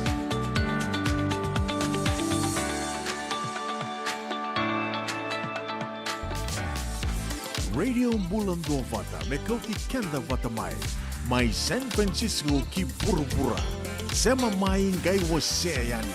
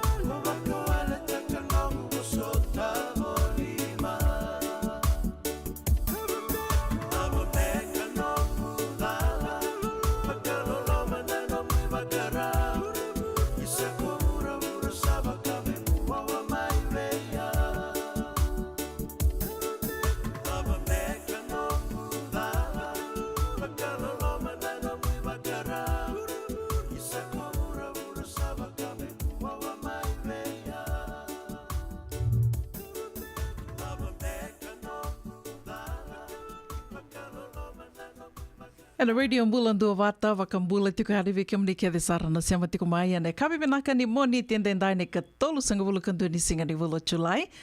dua tiku ni tavi seroyama veker inda mundamu vakanuni benaka tiku ani vakambula tiku ani vikem ni oni singa siama vulu tiku mai ni nana maki tiku beka mai kina ni ro vitala noa ni ro ngono vata ke Mrs. Titilia na itini me vakau ni sana rei mai gore ni sana rei diki ro tiku ani vakanga o kaya ni oni ndambi tiku na dona vale mai rewanga Mrs. na itini ni mbulu vinaka wakame munre toka na dhangi me rewanga Bule iyo cosa toki mai tuma mai dami tuma tonga na parade tumba go na vato ate botok go e bo pia tangi toki tumba go totoka sa makarang ni taklati na limu ni kata-kata turkin tigo i California. Dina Sara. O kilando ba kilati beka nan rakim batang mai viti ya vekito ndo tani ne bakatangi dengan ni kata-kata kito ba kilatiko and ngono sarangango ka nda baka vina katiko ngani solitiko na idengo ni bulan do talitiko na Singapore ka raun inda mai siama tiko raun inda mai do bata tiko and nonda bata go na radio bulan do bata to toka tu na do na kaya do tu na tuki na technology rau tu na vitala noa ka baka vina ka ni ndau wangalala tiki ko tiko mai o Mrs. Titilia na itini and ve kabini moniti me kerondo mai vital no tiko kero mai we wasi takatiko na we ulutanga sok kero na numa ni vital no taki tiko sarava kalewa kata-kata se hot topic beka so beka na ulutanga kiro kelani veganiti ke na veka enda lako duruma tiko se na ngauna beka enda lako duruma tiko ya na usutu tiko ni neiro vitala no ana ve kabini moniti ya na kabini kua au kelani bunga bekem ni o ni sanda usiama tiko mai na ve kavi o ni sana tori Mrs. Naitini rawa tiko kia kai senga au sureti ke mani mo ninga siko tiko ani na nito YouTube channel ndo bitu ka nikina na ni robital no ke sara ka na ngauna senge me tiko bukina ni robital no ndo baka madala tiko ani o Mrs. Naitini ni bera ni kero ngendo tarayani na ulutanga dhavanga kero na numa me kero na vitala no kina ia ni kua ne baka ni sa totolo sartiko na toso ni kaloko au kerea me ngai vaka matata takani Mrs. Naitini na dhava manda na ni ro ulutanga tiko ni vitala noa e na kavi ni kua Iwe na kauna ia wambula tikani we kemdo Kevin na radio mbula ndo vata Watala kina we kim dikena na vio kanyo ni sema tingo me Amerika na via sei viti but kena we se buru ni tikena ngone itau case o kena nda kilana was boka viti yo uno ve tamana tingana na ndor vital no tik mai ndor vital no tak na kanyin domestic violence le mna kanta la kutu rumetiko na ndama tubo vale yo babu na kan senge o tingo sana moni mata se tingo ele usar na bono enda tikina nda song tikena ba vio kanye Song batan sing barong bukan kena maru teknik sing sudine no mendolomani. Oke tambula ba biokan ya. Dina. na ilala ndo toko na bunsinga era toki no Canada vio kani waka banua ronda matu ale o ia kani waka mataka vaka watala lutu ito bimbali wai iyo na singa waka rawai au tik na waka mau na singa rawai dona ba mau daretel ya to na ro katoliko ro na ngo o mulai toke na sanaya dona stani vio kani stani bitamang kito toki no sarap tal toka na vio kani waka lotu vio kani waka wata ke nonda vio kani bakan ra sena nonda laban mumbek panganian nonda rule tang tik meana na domestic violence rule ka ndor bitang to chuna mata sautu nambula bakawati obia ko te tek tal mai ngoni dona vama wata kana weekend go eto tok na kena bakan da woran back na non rela ko tal tala non pada ina lotu katilik non relilin lotu katilik tunta ko vero nong ngero sangi baka mongo endo ela ko may witi mon tangani monele tiko boli Amerika o ko wa to ko baka vida na non ro ko may endua erua don tangani bat kin don elewa menoro no matu vale ro la ko may endo nei to ro sa ko to me kirawe bat kirawe ro endua meronga me pata go endo tiko boli Amerika elewa o turang esus may witi mero sana ke meto tang no matu vale ang italita kana bi kawase o father na singa tambo na singa ni baka so tiaw na singa baroy ito na bang ko kela nin rosa may to ya takon na matubo vale rosa na may bang takitikin na numero creativity tapi kana numero kilana numero skills may ena numero tumbo bole da kamay mon rosa na gamit to takon na matubo vale ko ena tiko kina na bulenga lala freedom freedom for the husband or freedom for the wife to be creative mono na tarada ke endona matabu bali binaka may na sana ka tal kadua mero fruitful sanga ngani ure tama fruitful sanga ngani ro may batumbu kao dabe ka ya karuna bitep tik rokina mero na mena pakabutung kana mena binaka ay watikena fruitful na what kind of faithful mbauti inda sarabilis tale una ekotalis tale na stingan da gaiba maukina na da buta na nondan na nondan din iya weekend daron dar sana may redet ko na ulutang ayani viva mabota ke na lamani vale may biro na biutin dar wisito ko na mother sawati even do do ba naktaklas or ba mundo ta men do lak tal man ta China and do li rongo ta tale me buang ka ti weekend dai sama was do town nang on do li to yep tekin dar matu vale dina so it o mun tanga e bakan date ke on rongo ta evana na makai ta na father be fruitful faithful there's freedom and also what's the other one? Freedom, faithful, fruitful. What can I tell us? I'm going to tell you. It one cut to no quite. Come back over a cut mono to take in the kin, a kilani can take the matu valley. A toy of the Wabinaka, the Matabu, a son of Matabu valley, a take a woo, or sa bacaluvini rawa, what a mawe. Yo, quite an article on Tanave, Tano Taka, a Bolivia Kanye, the Sarah talk. Dr. Moyali, the Tonaki, o manele over tono kay tangane dare to mena to tokin no dito kena waka maran giti ko no bula mama to bali yenit sa rei dani may levo na ya bala me bakana kan bulu tang de bitano to timbo endo bimbingo na kino no do bitano no tiwa bio kani communication mentarani we buketi ko metare de ko no mata bali binaka se me ka kun ko suran beka do no ya ko ba nga uno no bitu tingo na kino no bitano no do tal to balila in some threads radio bulan do bata endo na bit la ko balita na pakasali wala aw bako hindi ko to ko sin min ronga nam do bitang no bitki ngoni tangane ay basta wasya may na bula well I congratulate you most of na nakataka na do start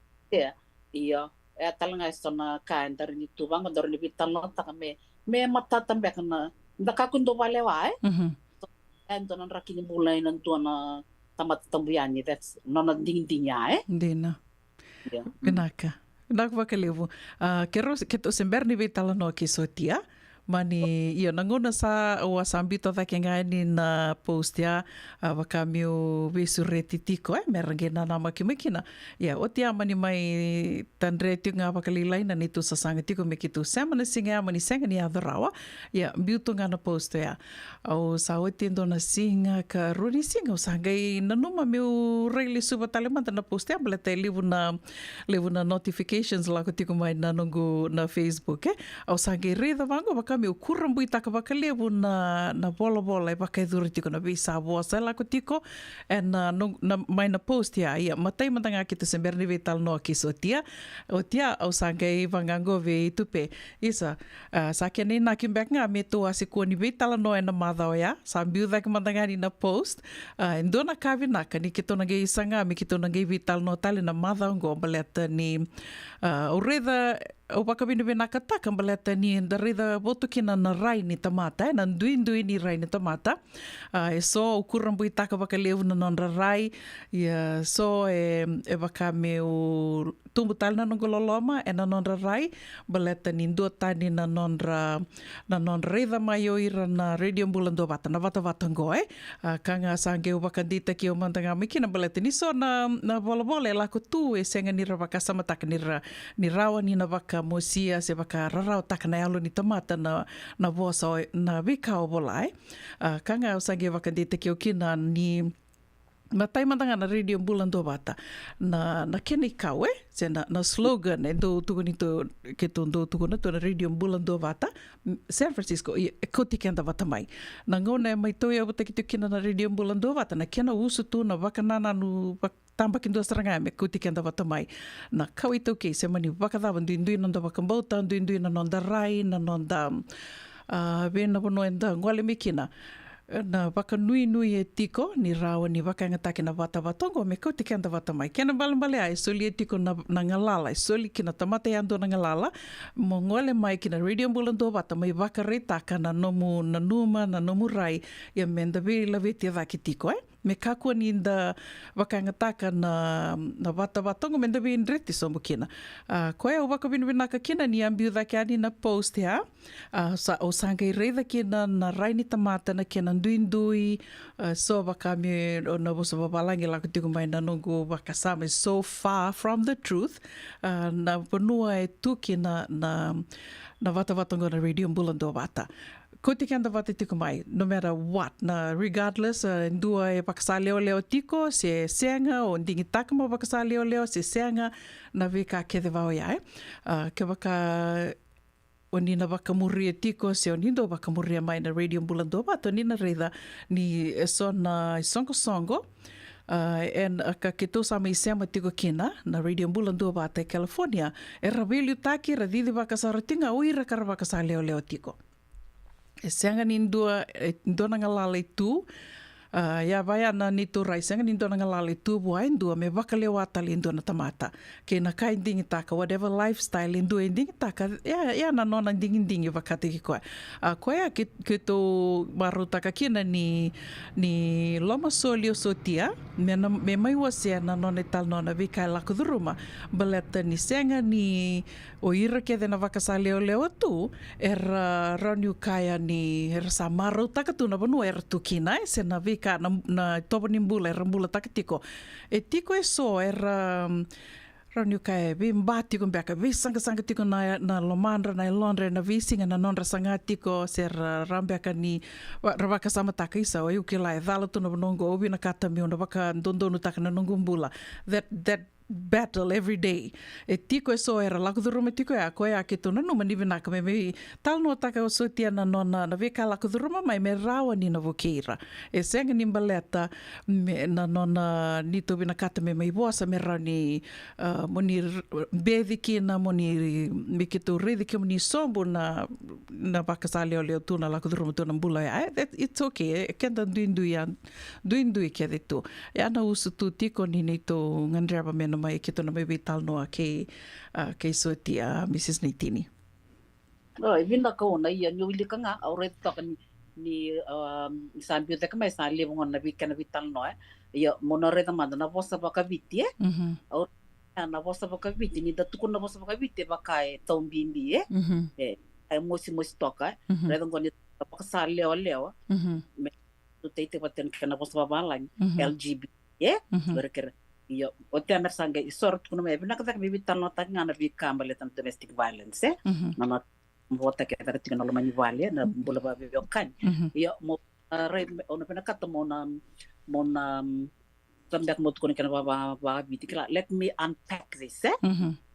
mandarin reda mamatata la akide da kango e da tuntingo o quando va sa leo ko tuntingo mengo runa ya no na bula it's a lifestyle eto tebe na kasaranga endo va sa leo endo maternity ko sa no na bula na drunkenness to na kana va sivia glut ya na itobo ko tunitiko na itobo enda mai bulita e sa mai tiki non da bula tu o vi mokutiko a violent person nangone duru burkina sengono beka etu na deli maten ya indone tobo ya ko katu tobo buliv kede o yo ko bakai ko una se yo bakai au esa na kai tibi ona ngono moundingi takakin ona bitele nei tobo dango se usana bulete ngavango that's a choice ko ani ida tuno vango me soraka o da me bitala titingo kinangor e o babna taka be panongan tangani sana no mangor mena mai talo da kana no tuku ya no ndingi iyo na kango be wasia na bi ka kilingo no bakasale leo na bi ko di kana bosa ba bi ta bi to ko di kana ba lang atri keshi ni dare tiko no bosa ba lang ba ka mama da tu dena patro sabe modertiko iko no tangani bitiko na leo ya no to wakamau ya no fornication nandong butako do butako endo ela sulaso keve ana itobo bulida ko tunti ko bay na binebe itobo kena ko enda bulida enda raida se enda rongoda ko tunti ko ni vida na korni buli e bulida ke mekin se tumba ke mekin enda na ngone vale ko ni bali lotu sanga lo kan korni buli sanga itiko na ditokani pies sanga itiko na media kanta raida na ritual alon video ko sa lip tungo da sa string tower rawa sanga no ding kombanga uno bia banda boranta na dambea benda ni redo ir na barong tik mai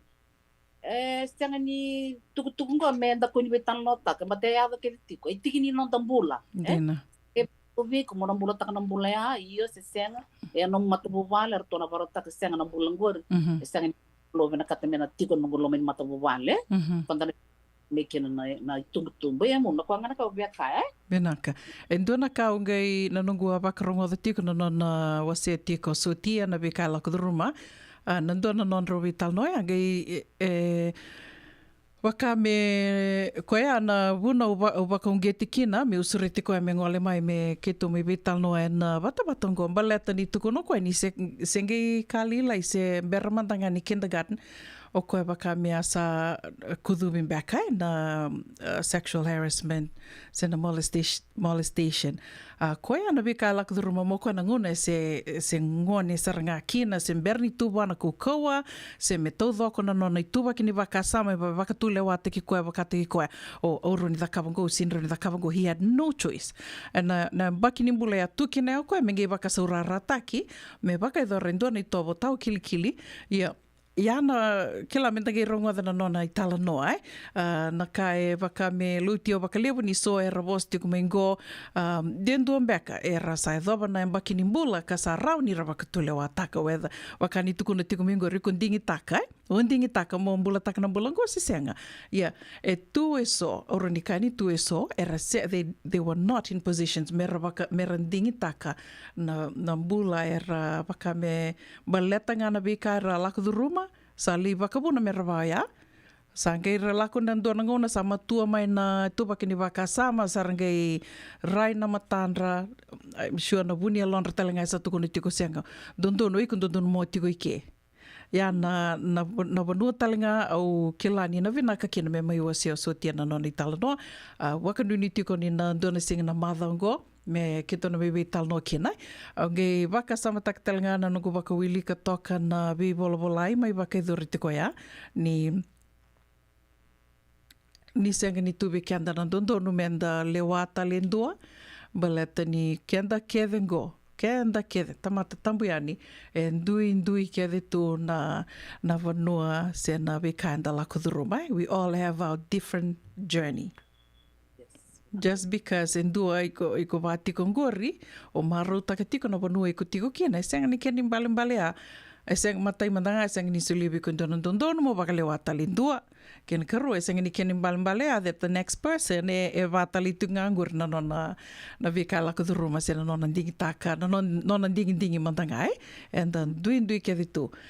koya kito na domi wasia tungani kina na vi kai sono ulutanga so ngai so li baka sama nga baleta ni dui ke ditu so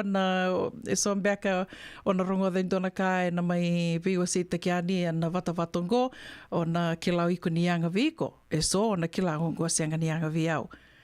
but it doesn't give anybody any right menda osa bakadata ka indua Engin dona kaya au reda tiko na dua talenga na vata ya kona na chat Fiji dona vata ya o sandu bango irango dabe sa tumbe ka nga ina Londra baka sama na bising rayan nga mai sa tunga na dai sa biar rasabi na kata mera bolo tunga mera baku da takatun tamata waso baka da takatu endua billing asombu tu endua se davai so na vata tungo eu na bina kung gorno mutu kono Michael abi kenda na kai na ngoni vite o kenda na ito keme vite na vosa la dorotun tingon na dondonu endua me da vosa ia na dondonu ke kanda beklati ko ndare ngono ko freedom of the media the freedom of speech donu ni ia ma da kilati ko na dondonu la ko batamai ke na responsibility mo bamalangi tak rights come with responsibilities kaya ba ko sa bosa takin do naka mo ka kuni bombo bota kina do tala tamato the responsibility kuni kain do naka kwanre bombo bota kina do me ba ka nguru na kla like we try and do general statements we rongor tungo na do bina kamenda vitan no kina baleto kwela ko do rumati ko se bula takit no nambula ko kila ni da sini binaka ko kai ti ko menen dorti ni dordo bitano ya no non daru moral campus ti ko na vola tambo kena na lutu ba Kristo kena ngoni bite kenda ya me kenda o ikiana non tambula non da moral campus our morality inreni don ngoni bite ka bi no ngoni sin kila na lutu lutu ba kenda tum mai nda tum kena menen vola tambo baba nga ke o ikombe ko non ngoni bula na generation ko oro no munga sa rosa sini ko ti ke bali lutu na lutu. But then that's a different story. You weekend ba una between donate tambo ke mundo kito and o plati ko ndagay sudu mai esa da sudu bata mai keni vola tam nda ko na Sunday school yanda nda bula wakayalo nda moral campus ti ko na vola tam daru vital tungo that it's good to talk about it balat na down meso erna vena katiti ko meralakten me nambula ya erga sin ratiko bata merkelatiko sing no irondo dong arlo ko rumeti ko nambula they are not alone dina in Mendawastia, but they sang you ikutundo, you are not in isolation, Eu erla ko ruma sarani bulita ko intingor non do ruma tangani gor ko na be sei meron ni buke so ko erna sasanga dir merala ko ngai seng kilati ko batela ko me bir na mandua na da back trying to please people da na kaya na tamata this is non da jani nimbula ayo manda do o satu la ko tek tumbo tek timai o sangke sarap sanga na nongu jani nimbula e baka to sa tinga avião na no governo binaka na no governo katamo toso eso kwarna ko me via ona ena sanga ni ena ko tembe me via ona ka mo wamal mo te ke mo sinreni tanto lo ben be ka ngan reba mo roma ko ausana bandin di waram tanga iki quando tu vango orto mere ana ngai ko ngai ngai Pata una katamo ya sa na no destiny ko baga ena so tapos to mai kla it's ada baka mo tukun e baka me ena to bring ena baka mo mulumtang na tamata ko ya Have to be when I say like it sort of suppresses you that you don't want to express yourself kaya me kuwa onda kaya anda babuli tik na vengo na makumbongo meron daw babuli mera voice to express themselves bali ona eros tabukin dona lenga so na kaya sanga ni binaka they can't say it ranir na kombuta tiko beba ka aleado korsar lei kukuna suicidal Dina. Koe Dina todo koe. Dona bosa wakarongo da toka no muni wakamadala botu sarami bionda na bosa wawalang do batingo life is what you make of it O kenta sarangana nonda dingi tiko. Dina ni sona kai ndo yado wala toka mengo apisa ke rarube binaka wakalebu na wakaitavi tiko mai na vital noa na kavini kua vesurete tali tengani viki muni na sema tiko mai ke wakai tiko sona no muni waka nananu so mbeka na waka samo ni vewa sia mai ni ngai wala tonga mai wala tonga mai apisa ke I'm so sorry but it's not their choice they were born with it and waka salio leo wala tonga mai au koe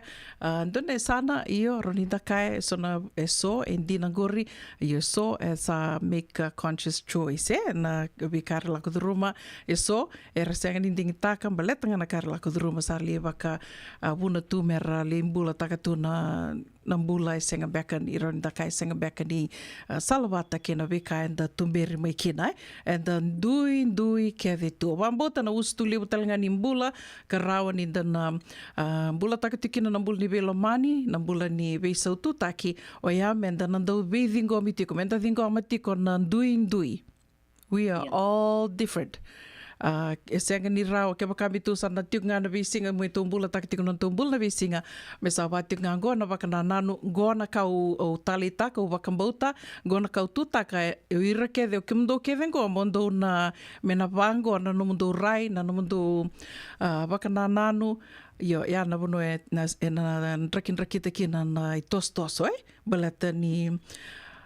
konga ronika go embuli kanda na kalo mendan duin kede tu endina ni ndaluvena enda udhi ko ia enda duin kede na vika enda baka bota kina mai bua ko ya sambimbi kina na ngundo baka na nanu tena visingo ya mendalo mana na tamata tambuyani na tamata baka andua me tiko ngana velomani ka na ustu talangani velomani amenda na dingo matiko ni o koa ka tiko ya samu na watimu na luvemu tenamu tamamu endui you are not the same ondo vango na nongo vakasa kito leo lima rona tangani ro ngase veau rona ganengo dona tangane ngone veau o te asange ngone tundu talento na leo ya kebaka me ke to tiko ke de na limango ni na remai na vieto to bata toka bakalila na ke tu rai io na ne tombula endui ke de tu ondo wango no vakasama rao vakadama ni ke to sudunga mai na duanga na mai ve rau nei tumbu go role rua take na but we are all different ke to endui ke de tu va ke de sartonga ke baka benda me rambai levu vakalele na nonda rai na rai da ni o kenda ke nda ndui tu and it is just our responsibility menda na dingoma tiko ni vatiko ya na nonda ndui senga ni kena ke menda levi rola ki senda vosa vakadata katali ndona tomate se menda vakalewa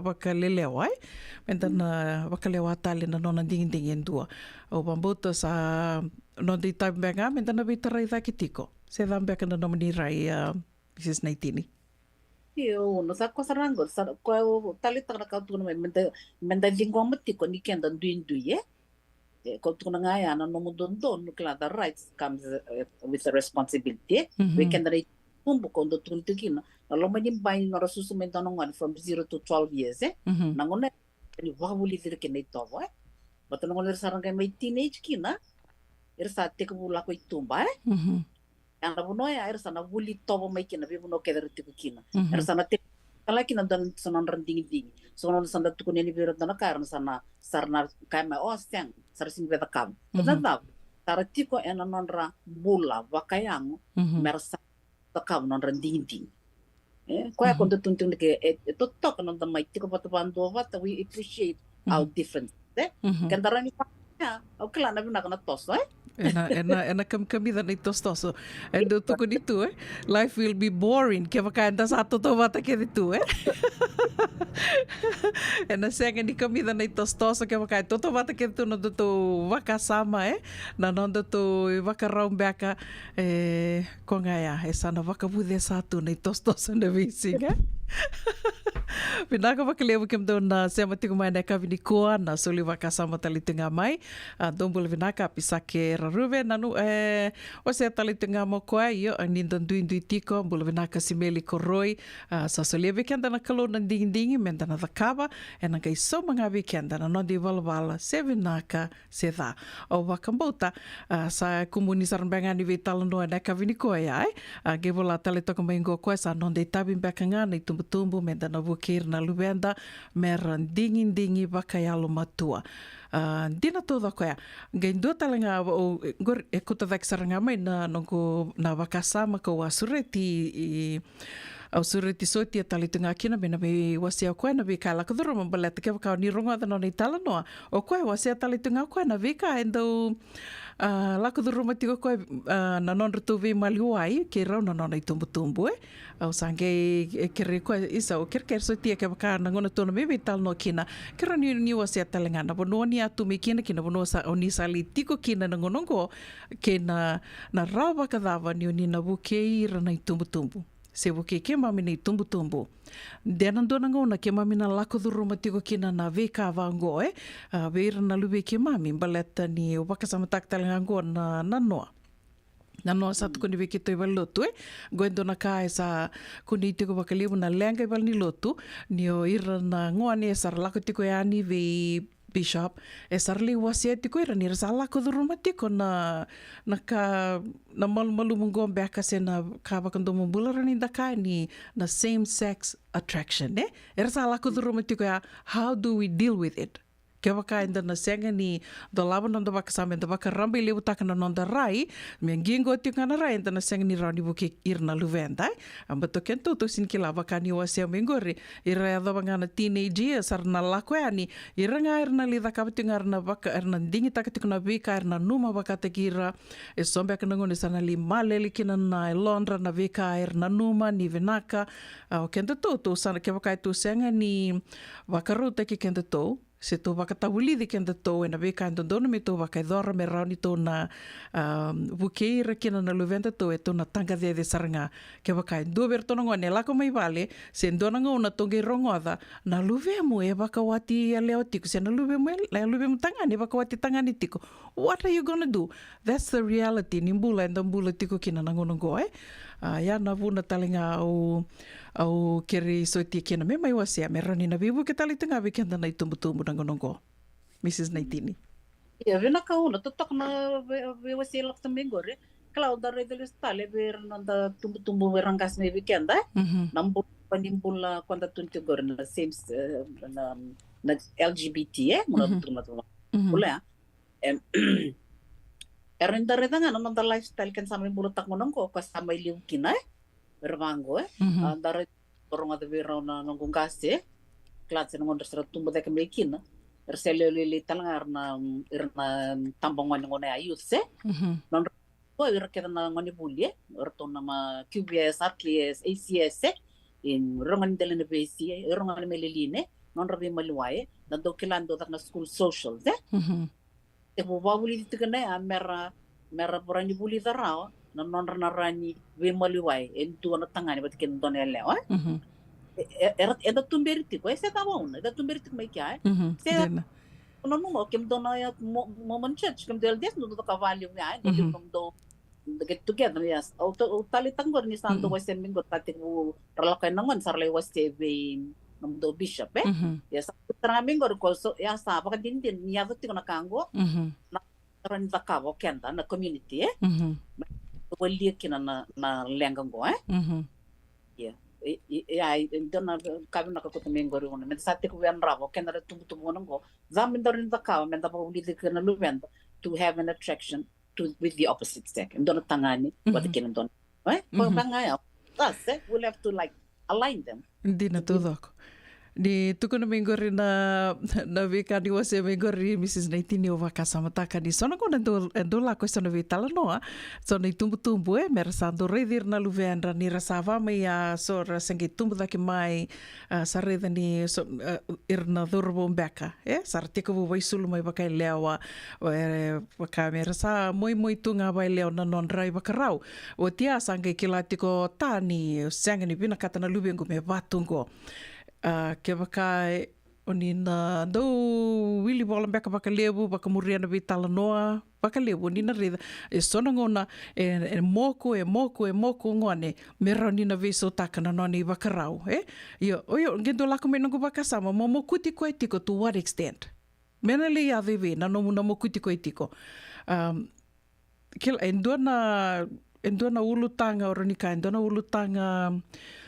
mosi mbeka ni ndo vital no takambale toya ndo bango no go vakasama. I have 3 kids. Etol na lubengo. Na dava mando ndo taronga to bango na dava mando na dakaba ke baka ndo virto na lubengo e lako mai me tuku no ko beau. O ya usa na longo e maleli tiku nga bu ndo na leo sindo na tangani same sex attraction. What will I do as a parent? Ni sinra ni na bimoku na kanga sange ndo bakan date ke utonga ya. Mo sana loma ni koenga. Because he or she is a human being, is a daughter of heavenly parents. Heavenly Father, o koe nga wakatiki koe nandona ngone nangeli so mga kina na nona ding. Sa nungu tabi nga mi una wakabulida tiko na vika ukila nindina nindondonu me wakanyo ni tuko na mengori na nonda moral campus na iwola tambu. Sanda na wakatabulidi riti nga, but we as parents have to know that ni o ira na ngone go randuindui tunga na non ngalalin ding at the end of the day each of us and danangeli sumitaronga na non da membeleta na non da ding belete sini round ko no mokuta tiko ndona ngone mo sangati ko mo no viso take koya if they themselves decide ser saba kila bakatekira ni ya na bonu era sabi tiko kina, we just have to love them na lola manga na kanga uroni tuku neke na uso tu nga ni nondo tu itos non tombul na na mito sana lolo matik nga ya mantanga na nungurai as a parent ka do ngau tu ni nando na ngona bakadava kendo na singa endo virto na ngone la kuma me tu kona ya via we belet new kila so na tumber la ko ruma tu ya vina ka no ko me goro ko tuntiko na kena visto tiko ni vi kaya tiko burubura la ko talanga me na vi matangali lenga bobo weso sendaretu meta weekend to meta ngoni biti it's like really it really was happening me bakango nangonongo ko kaya sa weekend na baksa lo biti sa live no suicidal cases dina yo angon me kinto sa te ku an rabo kino kenda ni tumbu met san te ku besu totalanga nan non te ku bai batabuli de mai vale ona stress ya as a parent, as a teacher na viva bulite na bitumber to mai nir se kalalenga na ngoni na bimbital nga ro tu bang bimbital ni pulo bakawati ni dal wati da klati go en na tumbu mai sono ngoni na dana ba bulite ti ko na ba buli dondon ko endo ko nga kem kaindu esang ni bandite ko tu na non da bola tambo is the Bible as Christians and na duindi talanga na non tumberi meta kaman ta irna musulman era gira dona turang aring libu na watina dina ya non rambulo rea era tumberi mikin so ya sarang ana punar na lakutiken era bakatan laki weekend ken sa da woli na bulong gor ko kati ko na reba kan singa lak melu ngot ko nokwa oyo kata na bulong go I'm attracted to the same sex yo angon na biboli talamin into sangon na homosexuality kasi kiting mendo ng tangan mo tunti ba ay ko na tangan ni how we raise them yun yung alilebo bala tangon ni ritual alo or na maliway tiko they will begin to feed them information that is different from non rotumbir may vale anong gelak mo na may kaya non dingin ko tunchi ko na dekalib sulbi ka na kalo ng dingin the choice ikiya uno iko pati kaya dorsa na sinya de kya hindi na tado kasi mendo nang wani sa takaw no dingin sangay no teto nga na puasa libo ka sala da guys bi mo so laki tu ndir na lak tani minam bulay ay dina sang na betyan mer na mo ko se dali kasi tira sa daw Ita na kasi tira sa mga iwa kira sa may weekend. Weekend, dina. Ko nga ya sa na ustu ti kumbenga na nonda loloma, na loloma me Dona do waseti kon dona dito liu bal ni lotun do waseti ko kwani dona ngona tarungi atarungi ko o dever to na lubemo o lo mani ko vakalebu daksara to leva ti kon luvena sa gitarungi wa. Which of your kids do you love the most? Agito kono ko sing o to bate kedanga no ngulo mani rto. Agito kono ko agito kuni wa ronga de naksarango. O ko na lubemo kando talendre ndua and gives you the hardest time o koia me ua si vindundua na no mola mani koia me tiko tali dhaki na wakatangi no mola mani koia o wambo ta sana rauni na mai dhava tiko na nonda tubi tala noa ena loloma Baleta ko nga na vono ero ni tona laki kone tiko kina na wakadengu na nuindei ke wakami tona velo mani tiko tona lolo matali tinga regardless of what the situation is na duin na nonda duin ni ding benda na velo mani tiko waka nui ni nandona singango ke tona bebe tal no yani ke sotia velau na vuku ni ulutanga ki romai tarati ko na kavini koa ka usariti kam ni talanga ke wakai tu e sona no mani waka na nanu waka sama ni via tomana mai kina na vital nongo ni sena ni ro vital no na ve mada wa ro ni ge bolanga mai ni bita mai viki rau na messenger uno buninda kua radio bulando vata talanga na messenger se vi titilia na tini tiko talanga na messenger ni vola mai ro ni kiro na ge mai vital no tali tiko ni kina na mada ka tu mai sena ni ro vital no katarava ia ni beranga ni kiro mai dava na ni ro vital no na kavini kua au na kere Mrs. Naitini me vakamadala tanga ni tal no tanga ni endona membaleta tiko endona sasanga ka mai sasanga tiko kina endona turanga ka o nikila wambota bi kemni bunga ni sa do vakamureto mai na news na radio na TV mai viti na ngona sengai tau ya mai kina na television na TV mai viti o ni ke lawi naka na yavango Gabby Amberinga ni wasotiau. Gabby Amberinga ke na nona sasanga tiko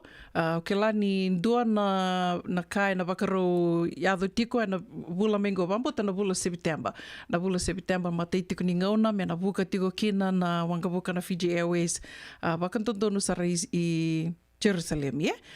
ke na vika na usu tu ni kena na buka ya na wanga buka ke na weka sa sanga tiko ke na Gabby Amberinga ka da baka binibina ka tiko ni sama isema tali tunga na radio mbulando vato ni na reida ni levu na singa sa nandong beauty ka ni na weka so na mbulango mai nanda vanua ke na we se burubura ka da baka binibina ka tiko ke na we Gabby Mrs. Naitini ni bia wasia manda na weka e roni da tobi ibu ke tiko ni kina na matabu vale ni radio mbulando vata na ka vinikua Ia, vina ka una, vina ka taka na odingoma, na kere la mai vei Gabby Amberinga. O tukuna mante se kero vi klivada, ke na turanga goe. Ia, Gabby na toakana, kero akala sivata. Ai kero akala sivata na primary, ke tu buli mat mai Holy Trinity. O tia sanga la mo Gabby sanga mai buli toker, kila buli tala merot skuna. Obi berasar ni nona dia na nata kata kena tambani do bako itu tuku Yeni sangon salah me bako me bion na bola kerker. Oba na kata kan kila ni bion mai weekend na bulo tirut skuna nona kerker yo una no gumbule vatungo kila ai nindo e kereme nona ka needing help. Ureda kila it's for good cause I will help. E ona bi mukina ona ri bawang ge tirtana no bi tokan ye. So ira kenta buli wati tamai sen tata kata poti mai menta tokon e dona kayang e baru takango weekend na ngani biti ni dalotu ba Kristo ele weekend tu berna na bucket list mena lak dona sini Jerusalem dina yo takango na to ngani biti sambo tokara mai kya non sa tok mengo na Emirates on Gabby na kerema me vaka me kito vibuken meta vibuken na video na kani video production back e bana family katukuto ni kya Mena takapatan na doon na documentary Kena matay ni buka ito na nonda wanga buka may pakanto may biti i Tel Aviv Kena karuan na lay takalitung nga nangone na Feast of Tabernacles dakla na pagstao iti ano da chief guest sartangay kya ando nang ngani tawke talta kulibus may na CMF may biti Panda, limbitu kinanda bokleito kenda nango nibiti mana bonongo Israeli. Holy Land. Kwa ni bima ibi ona kere-kereo samen keren wir to na to ngone skuna wat ke kwa ngai we bakal bana kata me ribu ke mai. Ngan rebiti ko kwa tolu non tolu $100 $3,600 US. Bana boli kina na ya ni video ngom na video kit. Sambi tanga mo kana puno menele boli kina isa kumuniranga ni lawan gasa ano ko itabi beka I've been tasked mona rani kumuna nela mongo me gai boli ngai online sabi tunga mo kwa na vuno me boli kina me bako ni me boli mertonga litor nga me sana me Emirates uniti ngon o ngambre mga kwa 550 na tamata kwa lomastoli me stoli evits nga vuno $1 nela ni Amerika merani boli kina yango au tu ko mentai mid August me sarang ni lavia tolu non $1 lavin merani boli na online me sarang ni takate kwa me na Emirates berni lako i Jerusalem me kwa bangano ko kerkerarambe kwa ngai baka ungit manastolia so sara soliti ko mai sa tekte ngamai na nungu number telefoni 415-87-6478 nungu account name Titilia U19 Nangay beauty ko yan na nonda to wata-watang ko Gay beauty ko yan na kaya napakamatay lalayo yan na Radio Mbulando Wata na nonda to Facebook page. Wikim niyo ni nabiyan dondo lingat ikumay kama ni Rosa ng $1, $10, $12 ang buli sa vida nga. Around yun ni na wasya may siyo ni dondo linga may kina may kati ko ni Bebo kaya na sasangong go maleta kendua na turang o kila ni round ni na laki kauta may baka wala ka weekenda na songo libong go na Feast of Tabernacles kaya na tuku ronyo ka na tuku membaleta na nonda Vanua sen history na nonda Vanua na Fiji Airways na nonda to na bukoya ken dua ronyo na kota may baka bola ka weekenda na turangan ko o Gabi Ambaringa koya ronyo da ka na nonda bitabiokan ko koya na Vesireti tiko ani ki roba kama masu tiko nyongo ke rauninda. Vitur linga takawata kede na bibu kiongo ambaleta ni sano itiongo asarna gai da sana yali ani. Ya nakago na production ongo na video e na tubi nakatunga ada buta tali tunga ko ni na limbi tiko e na tambana ni tukutuku maroroi sena Ministry of Information back kama viti na archives e na limbi kede tukina na bika na li baka sokumu na mayongo ko ya o Gabi baka yalo as a production and around in nagalimbito kina tukuna talito nga mo ko Mrs. Naitini beira keder ng dondolinga mai ng beauty ko kila nindo woti bangon nando saralealo nindo woti na yalal ngona salidava kina sang kendo biu kede mai na ya dhanra kede o ira era baka tabi lelebu tabi lalai kendo beauty ko mai na dhanra credits ko ya Wikim niyo ni ng dondolinga mai sa tukuna tiko mo Gabi na yava kede era dondolinga mai na game beauty ko yani and ngone lekidava kina na ngone sali tu doko kina me liba ko tia kede mo ko na vitambo ya ko ya ki roba kandu ni tiko kina na Veo kanya na kabini ko ni raw ni tanan dondo linga tiko mekina anyo ni nan dondo linga mekina yana kena matela lai me baka bakarita tiko ni ana ga imbitu ka yani ana nonda wata ngona Radio Mbulando Wata wakabini binaka tiko ve Selina binaka wakalevu na sema tiko mai Selina watu boka ni sema tiko baka me bena kabini ko volato ngamo ko ngo Mrs. Naitini lolo mai kambimbi kai wali levu ni lengongo no parent would prefer either this or that au na kambi tinga bano lubengo ni leo ni ketengo but then na nona tinga na nona ding nona na ve masulaki me bakalevu ni kalau enda weba koromboitake kana rawata ngana abeka ndendre bekanda a miracle working God he is aya o pambotani sana totoko ya me no mai dawa tiko kina na vetala noa na kavini kua na Radio Mbulando Wata Mrs. Titilia Naitini vinaka wakalevu nandau waketavi tiko mai kalonga te tiko na vengaravi na madhaongo Mai sivi tongona ono e na tolu na miniti na Radio Mbulando Wata vinaka na sema tiko mai na kavini kua ke wakai sange mataini no muni sema mai ke reitungani ge wase tiko ya nena nonda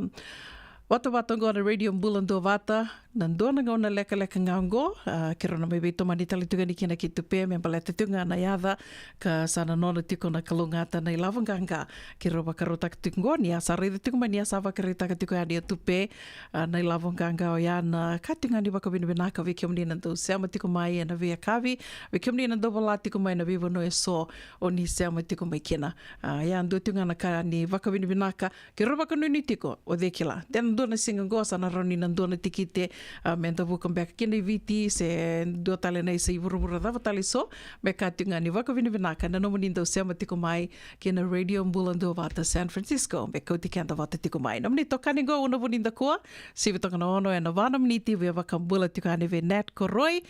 do mbula vinaka vaka mbula tale tungani ve Selina vatu voka vinaka vaka levo na vaka itavi tiko mai na kavini koa mbula vinaka karua ema boninda koa vaka nuni vinaka tikani ve kimdo menandawa senga ni wala dapat tikino Simeli Koroi ni bola vinaka Simeli bola vinaka tapete bakanduni vinaka tikoyani dina todoko you can be born feminine with a feminine character but you're still a male bola vinaka semi tangi da kimbao vinaka vakalevo na sema tikomai ne kavini kua vakatanga kina vi apisake rarube ni bola vinaka malakai tueli ndo bola vinaka turanganita vakambula talitunga yani vi Titilia ngande vinaka vakalevo na sema tiko mai nau sori ure koroi ni mbula vinaka Mitch Kata vinaka na sema tiko mai tathiru East and kavini kua vakatalanga kina vikemdo ke sara na sema tiko ngori mai nandelana mundre mai vuni seando mbula vinaka Amy Sauleda Solomon e turanga mai muri ke kemdo ke na sema tiko ngori mai na Zion Shopping Center waka nuni vinaka ni mbula vinaka tiko vakadhavatu na nraki mai tavua and kavini kua mbula vinaka Sherry Randy, thank you for tuning in. Nimbula vinaka maramatau, LJ Vindiri, vaka nuni vinaka tukahani vikimani, and kavini kua. Senga talanga ni ngwila dhabitiko na serango kemdo ke de sarna sema tikongori, mai nandawa, vaka talanga kina vikimdo, and the Wailea Street, mai batuanga, vaka nuni vinaka tukahani vikimdo, and kavini kua, unduitaka ni oni mbula vinaka tiko.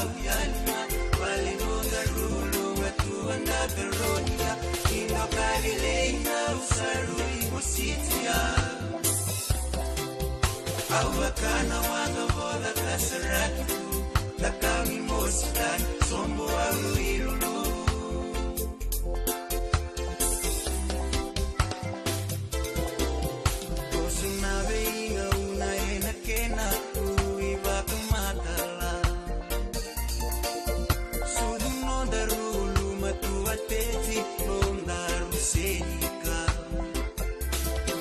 Kotiemba kindua kokeremo mwakimba Mobukeira unangase Owa yalata kaveya Monanda utu kana numikeira Kombusi sasuru tanai nakimi kolagi lagi yau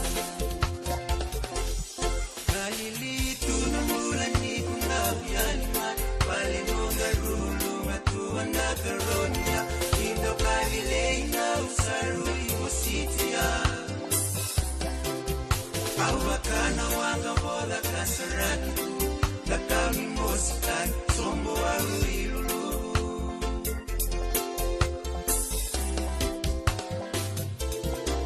Dangieliwa maina rai mai Vikuraki au Naipedi na vetaratara Wakamesa kambu yawa Koloma wakati na samayali Enandautu kanataroni yau Auna tua karau meudulata Mevakanu baru bosani ala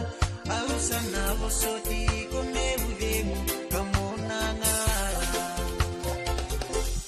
Kalili tunamulani kundabialima Pale nongarulu matuanda karonia Indo kavileina usaruri mositia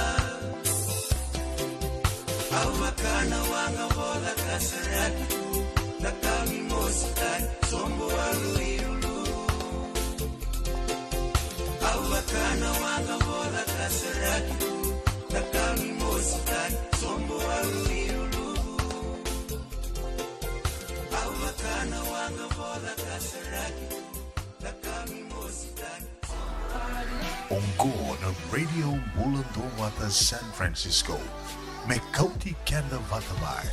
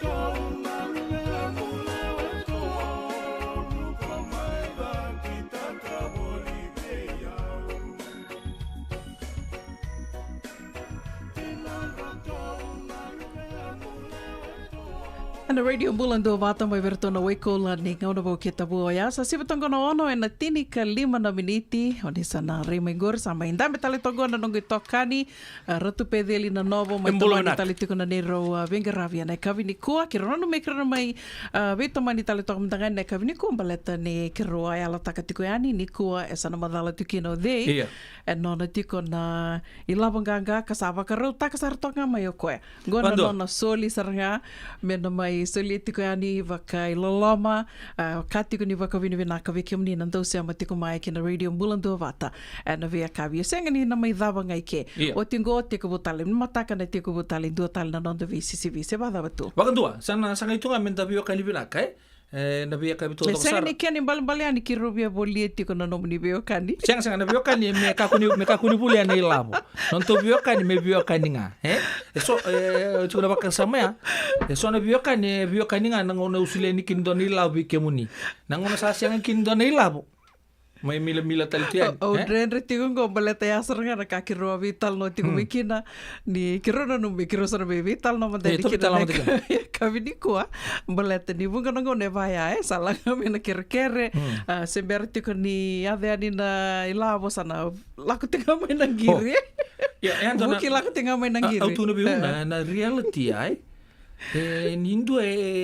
au mai last go via wento na a screenshot teke mai via wento na ivol ni ngunu sente mai vici teke usar tu ngavango Isaka kona ivol que la formal sartu na yalo embimbi voro kabaro koroko pe pola ito ba kita usaha suri ke muni toka ya ni kina ngunu sente ni vale kana baka duri saka tiko sa every second third word za SAKA o cha wasargo hey naka iyo ko ka o yo no ke ba kuten onga invita matani ni ento na sende o cha na singa bibi ambera valila ina nungu ambita o sia o sa will tu boka me 2 weeks prior la ko me kina nei vol o yo kena ke invitan a bola italmai ke muni na ngunu sende na sana baka dur badi screenshot tek tala mai view na the same thing sana baka dur chuku ni matak oi sini baka dur saka tiku ni mataka iya sang sama boleh ngamai ai na kena rako iya na ucia unge mani kila tunga banga oge ngon sara ka kino ngai sakabona rimit iya Mambo ta salibu sa tiga bungo na ngunu sente o sange ba ambita sar sar tamba sar mai ton tabi ngo no manga de ngorto levi to nga o ngo mbade o bango ngo akro de Bloomberg ngambulio kan kontro na ngunu sente dona no kan mai ya Ni ngona sar ni ko saba kami tuki tu ngame na katumbu ni nungu telefon. Saba la kayo. Ando nambilo, klaba kami palinga. Yo sa ki ba ambita sar chuk. Iya saba la ni madango. Kela? Yo oya wo sange me saba bola sar tu ni wo chimbat ni to bisi bitok eh. Ak saba limbong ile usar sange sta chuk me bit. Tono ko andra buke sange imbit. Kila na tap. Nunggu mbita ini ya. Siang talinga indo mandanga na bina kaya mai. Kla sa. Ako saranga. Iyo oya nga sange ba ningo. Iyo sa ambio ningo sa ut tali idrawa. O ko atala mai. Oyo okay. Yes aturna ilabo. Esa. Awana no mantia na banga ya na kuku ni kena boleh muni bola isaka kena apa di kena dun me apa tale ngami ya na hello bagaro goroko usa mai tingo masaka chuku sa o la ngami kan dona o yoke awasa ngami o bango isa kena be kan go sana pa tumbe ngango sona nonde biokan entana biokan ni ngani haso ngani biko ni labo ndrendre siang mantangan dona bago binaka au be bagan di tekenda me kaku bagan do ni mai bago bunan do rubio kana silin bata silin ni na ochimai kona kambimbi chuko kena yalo na nondaru ni tubik ni ndaru na taban nondaru na lingan daru go na lago mikinan ra siang talindo enran rokon roka se endamundam ko ya kona kan do men na pirimba iskenda kede tue singi kene balembalanga se ambulam mantabi na chuko mai Amerika Iko binaka tangain dona ka. Oh na bulu binaka kunita kan yang bulu binaka cukup salah ko sarangan. Enapa itu ricu ka mungkin gay Yang ona binaka tekin ona membawa bulu mantang amai. Yang sar ni obambu tu ni kena tu bos tagi palang. Rono filta kana kau tukun Sonangona kita na tu ni balang kita be rongo ital no tu mantanga. Bawa mantanga bongkir tu mantanga. Talo no mantanga. Tu mai. Wakami kima misanan do so wana wakina tu na turna talibo ni na somo tu ya ni na nomuni bola mai. Bale tango ne ani levo nangon sala ngame na bola. Sala ko muria sa tu ngame ya kerkere sa ge dak tu ngame ya bola ngona ngani kerkere. Ya au baka sama taksar tu na vida na bak sa utin do na no tokani.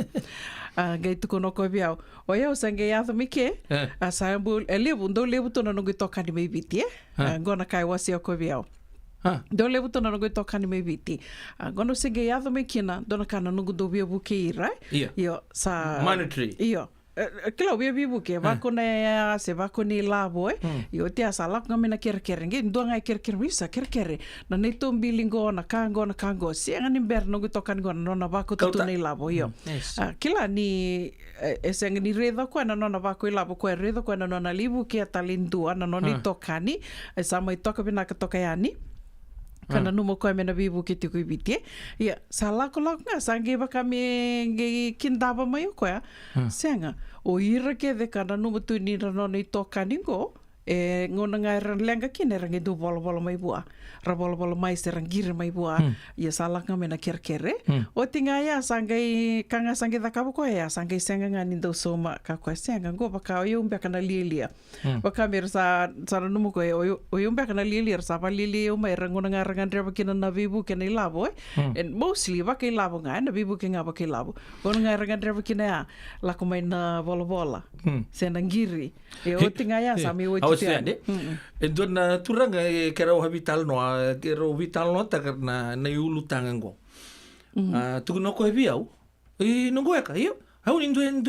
kere mandang amen don nondol. Au tu sarang abi ko reda. Oh ye ku chuga bingore. O chang o chuga no fam. Okay. Zabuta manda sona ndalong gore sona tapi. Ko to manda vale. Au na ki kuten. Ya sona pa mingo. Oh ye okay. So talanga. Kaya baka era singi somo mai kila sarau ko ndai. Yo ko baka me ba ya.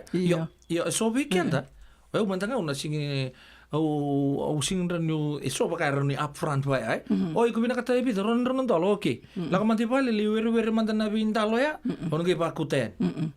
So no nana quando va sarto ngangor. O baka undo sing rawat chu na baka sama ba ada santo la ngamai.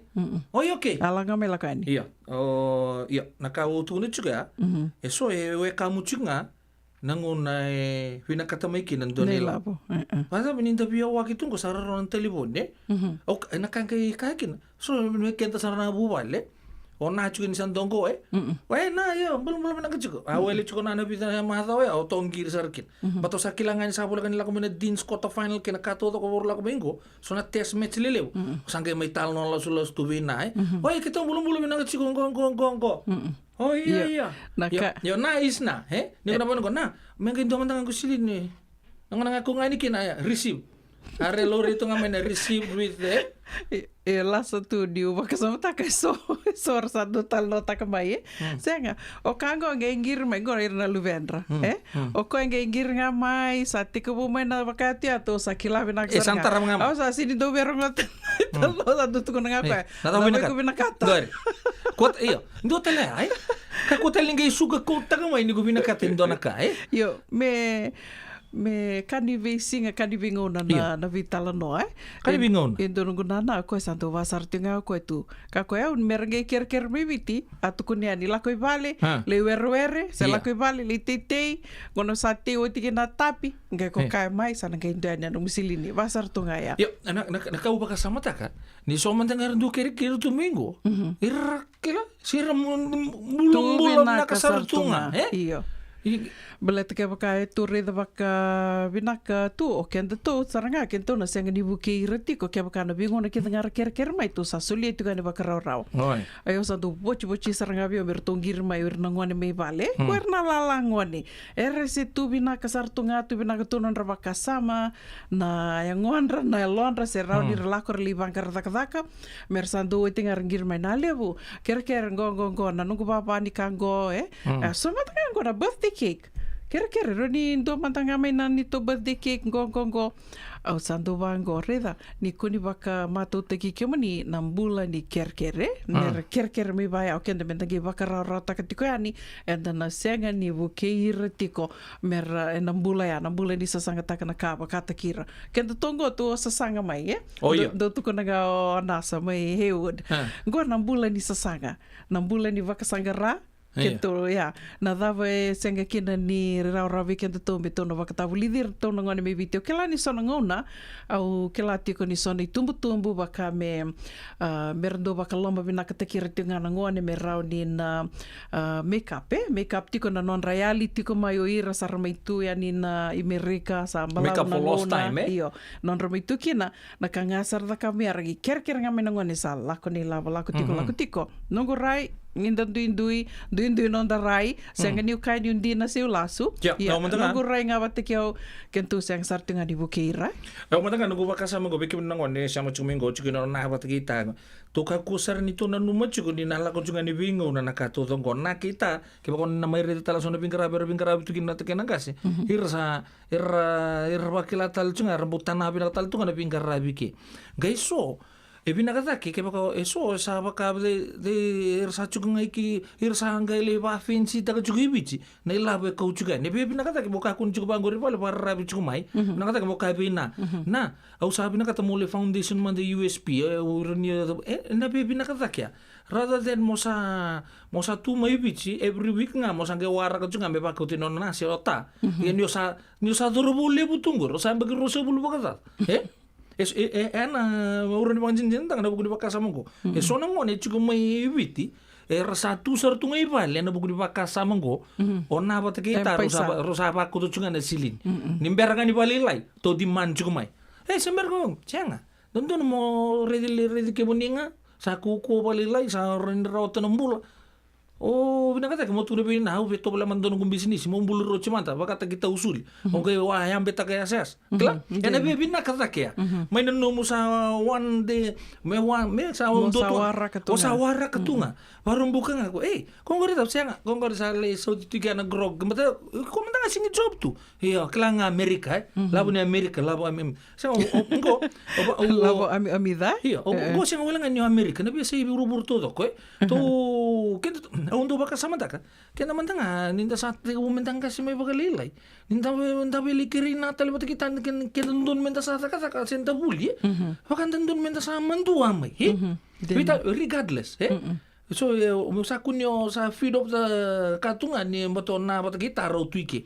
Kela? Na kai bakalola makina tu ni vanguri to sa tiko bune tiko mai bir na ngone sa la kutinga na soli na la bakau tiko. O te na ngone sa reli bakawati. Pagkasamtaka lebu saranga lebu ka anta sama itu na pono lebu go Amerika o pambota me Australia tan banga New Zealand sar tumbuta kena ngone o te asar li bakawati sar li bakalubeni sa ngai tomani tunga nambula ni bakararabi tumai I balange me va tunga ni labo senga ninda ka kenda kenda pina katumenta bukeira no mata bu pale me viti ia au bambota na kaimbi bikina me tonu ki lati ko ngona me va ka ale alanga me saka ko ni va ka tu ni tingo tupe sar bula sar tunga ira na bula ngani va kararabi mai ni labo ko te imagine empesa nan tonu ngona ta bakina me rachu sar ngamai bicha tu ne oh no na sa Diti bagi na 911. Sa salyang. Nasa po nang kita ka buto. Kela? Ondo wasi avakalevu vera nongona na lele ondo tukuna reda rona numati kuna ndona singa o kimro na bada sen rosa na mani lenka sara enangai bakadava torto. Koia me kela me pakaya ala tunga da pakabuku takati koia ana ni ro rai na biwa kani ke ro se tunga ne na bikangora ni soli bakasama soli bakasama kina au bakasama takatalangauna o na talanga batakita ni sandongo baletanga ko igutu kuna they want to make up for lost time because they're just moms and dads they always love our kids back home e so talanga no ro me ro tugunen hey ko sana sinra ni vango o sa sulia manda sendengo la manda FNU le enrollment da buli dango kila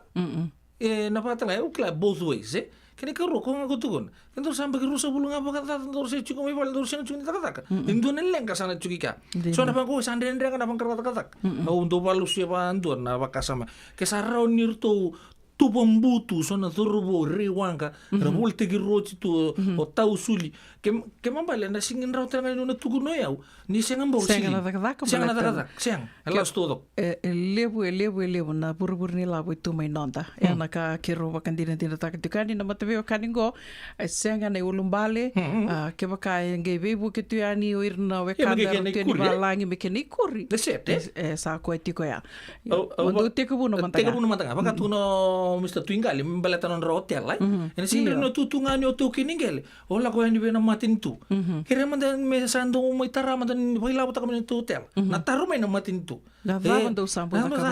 sarawat kembali ena maru telenga na bata kita ke sabang ko ina o eu sa 5 ro cho bul ta tu ma do sa tu ngani labi ko ba ko tumai o kerenga ke ba ko ninge ba ko tunga me mo bule to kin ko falau kila na na marona mai na no musa kere ko sar tunga mai Pata ucuk na ila sambera mai. Ucuk mai ba rumbu talitu. Nimbere ne empisa seta. Obvio senga tu nunggu thorobo nunggu wantanga deo sitik ngamai biti sa tiko rusa sa bakawati tiko. Ia otia kelanga ni se lakutu na nambula ya o tia lakutu na bi murmuri dengu mai sanango. Sa ba tiko o sa dak tike. Okay ia batiko ya otia li dak ngai tartalan tone singo ko sa sini dak tu sa otina probation blah blah blah. Sa okay, rongele o ikim ro sargani. Rongele o ikim ro daga takim rao Bolete una sengani vaka o te tiko ni nei lava vi mada o kede. O te au gei vida tala o te vida na singo gei ngiriani. Ngoro sa tuko na mai ni ro sa sanga tiko ro sa babavi tiko sa lebu dake nei lava ro rawata tiko na non ro sanga tiko. Poli taki babavi mai na non ali daka tiko Reda. Aku serangar ke daga ya. Untuk bersama tak kesana ngerti tu na bapa langit taflabe, tu na mga ana rose, ke ka blok te ko manda. Lebi ko manda, milia di ko ni sana na linga kan don tu chuka ni labu kami da Amerika. Nanguna na tamusuki kina. O ko talenga sana ngai roni realize te ko ona sa singgo tu menuku sili do muta ka bentora kara kala. We come to that point of realization. Kala. Aku serangar ya. Taflabe. Se vai be. Kaya kau sana kau tu cingayan. Mena gay buli bakadaba. Ko nga merna gay buli bakadaba. Ke non to tui tamba ka me to na buki rati ko yani merra ni rabuli tiko to bakabura bakasa ma tiko na bikai so to bakai dortiko. Sama to ngai rosta gabul ka vito na beniti me vito na kaloko na dona ngona leka lenga gosa na kirona suletiko ni kina na edana na kwesa na mai kalunga te tiko e na nonda idobi e na kavini kua. Ser katarabo na be bakambula tiki na be ama seni loli. Mula na ita sandende bakanuni benaka tiko na be ni bekem do talanga mai na atu kuka ni bulu binaka torika kinai waka nui ni binaka tukani bekem ni wala to komengo ko e talanga au sando sosa e no sona gona ni sando kereito nga mai ni labo esa ka binaka kerker o kenda to ngore ka binaka kerker bulu binaka siara langi sandende ni ali mai waka bula talitunga ni nox nganga ni lawa binaka wakale una sema tuku mai barada waka nui ni binaka tuyani senga talanga ngole da tikino ili veleti beata wake venaka wakalevu na sewa tiko mai na kavini kua wakambula talitunga yani vela veti mbali suba ke kimdo ke de sarmai na Wagga New South Wales wakatalanga kina ve wala toko mengola veti do chikunjina na kai rabia kerea ngai wakambamba tu mai dona kena talanoa o tisange kena ki mai na inakinjina io kenda sanda mboka rausartia ni adhabe via kaya wake vei mo talanoa mandanga kua ni talanoa ngai kerea au bango ana bebe set da kibeo ke baka no pa ko to vendo no friend don nandol ke baka sapa mingo kwa pex yo au sa ko te baile don rona bisuro dona kem don dalo te biok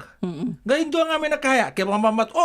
kila nada ona marusa nalo okay gori but sa da kabaro ko sa te ko rondo na kaya sa kabaro rondo na kanga la ko mai muri ko na kaya usari kiri ki goi baile lo ngame ko ngongo set ngai nanu mangama indo na kena kariba malum bu esa nabi na kabi ko matin ko kila na ka buchung na kaya singi la ko chungan nando na sa na Nabingarabi. Bulu binaka batia via ser binaka na sema tiko mai na kavini kua sinati O'Brien Ravatu. Nimbula binaka bakatala kina ve apete na itini baka nuni binaka tika ni baka bimbi tiko ve kimdo ke desar na sema tiko mai na Zion Shopping Center mai tavua. Bulu makaundu. Nuni binaka tika ni ve kimundo and Kalambu Housing mai na sinu kero chikangango na store na Zion Shopping Center na tavua tau no Raymond K mai tau. Nimbula Raymond. Timothy sauleka binaka na sema tiko mai na kavini kua Selina Vatuvoka wakanuni binaka tiko yani tamai samu nena yasa binaka wakalewa na sema tiko mai wakatalanga kina ve lithe ve koso wakanuni binaka tiko yani vikimdo na lot lima na Comba Street Mailami senga talanga ngola da bitiko na serengo kimdo ke desara na sema tiko mengor simeli koroi nimbula binaka wakanuni binaka tiko we wakambula talitunga vi kimne ke desara na venga ravi tiko and vivo no ni venga ravi so veira nangase nangone veira na senga ni tu binaka tono rituva kinimbula gome na nomni ke tiko.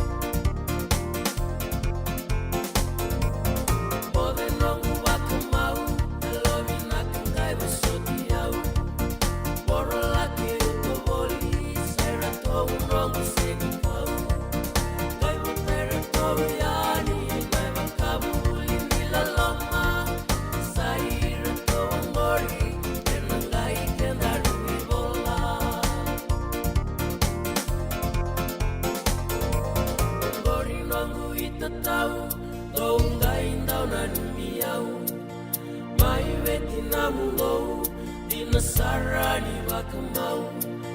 ko sabei hawaki nene na vei sotari wewe ni masuvoli ondo vei lomani ko Ouça veia waki nene na veisa tari wewe ni masuvoli Ondo unda veilo mani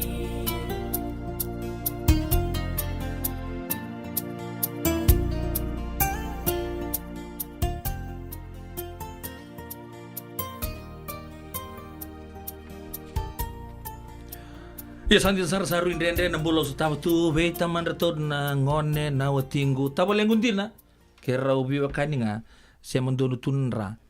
ni kera ubi wakaninga ya to na sir makau bo dilo long weekend na kabri bingra dai radio bulon to mata na bongan indele indogi weekend bo tini kele na miniti meta ban non de bitokan sabdak ai rongo mai bali songo na kabina ni kuwa ndela kala kero na ngai ngule apa yo na First United Methodist Church Santa Rosa Induci kono to sama fundraising $5.5 bulan tikite ngo na charity event ngo na ilabong ana komunikina men na buke na kena sangai me baka torta kitaki na vingaravi main no to balimbula lewo suba na Colonial War Memorial Hospital charity event for Colonial War Memorial Hospital na baka na katin kadi oni sing ni bulo kusita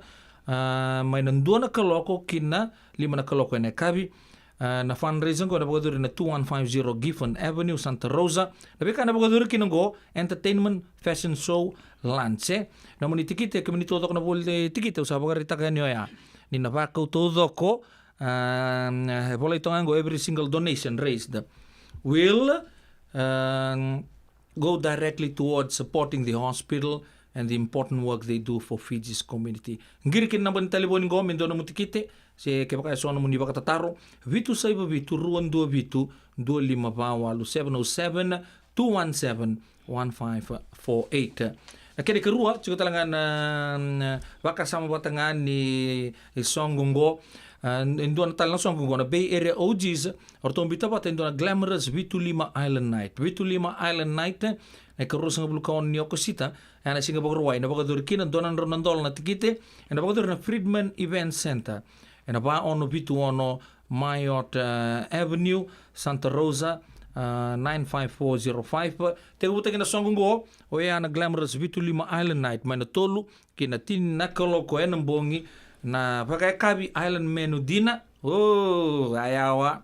Bakatala kina drinks, live entertainment kina DJ and so much more. Vendona mutikite, ulia raongo, donan raunandola, girichi meroni mbola, vando lima, walu vitundua, ono dio saiba, se atea dabu, ono 5 saiba, vitu vitundua, saiba rua, ndua saiba, se benaita laisane, ken rambuka, diwan va, vitu saiba, 5 vananrau. Oti ngani tukutuku ya dharati kumai na nonde wasiwasi ni ngauna ni ranga mai vali songo na singa ke te levu. Na kandua. Singa ke te levu na waka idhurutiko na matai ni singa, matai karua katolu ni singa ni bula September, waka rambuka, ya na matai ni songo se na sota na waka idhurutiko, na mbose waka mbaki se na annual general meeting, teka wutiko na vitu na kaloko na kabi, HRI Conference Room, Laie Shopping Center, Kamehameha Highway. Ya na wakarombuka, ke na wakarowaini ka ruani singa, mai na tini na kaloka na mataka, ke na wana kaloka na kavi, wakaidhuritiko na soli ni singa ki te lewu, Kokololio Kekela Park, mai Kamehameha Highway talenga, o ya na wakaro na kia na mbongi, ono na kaloko,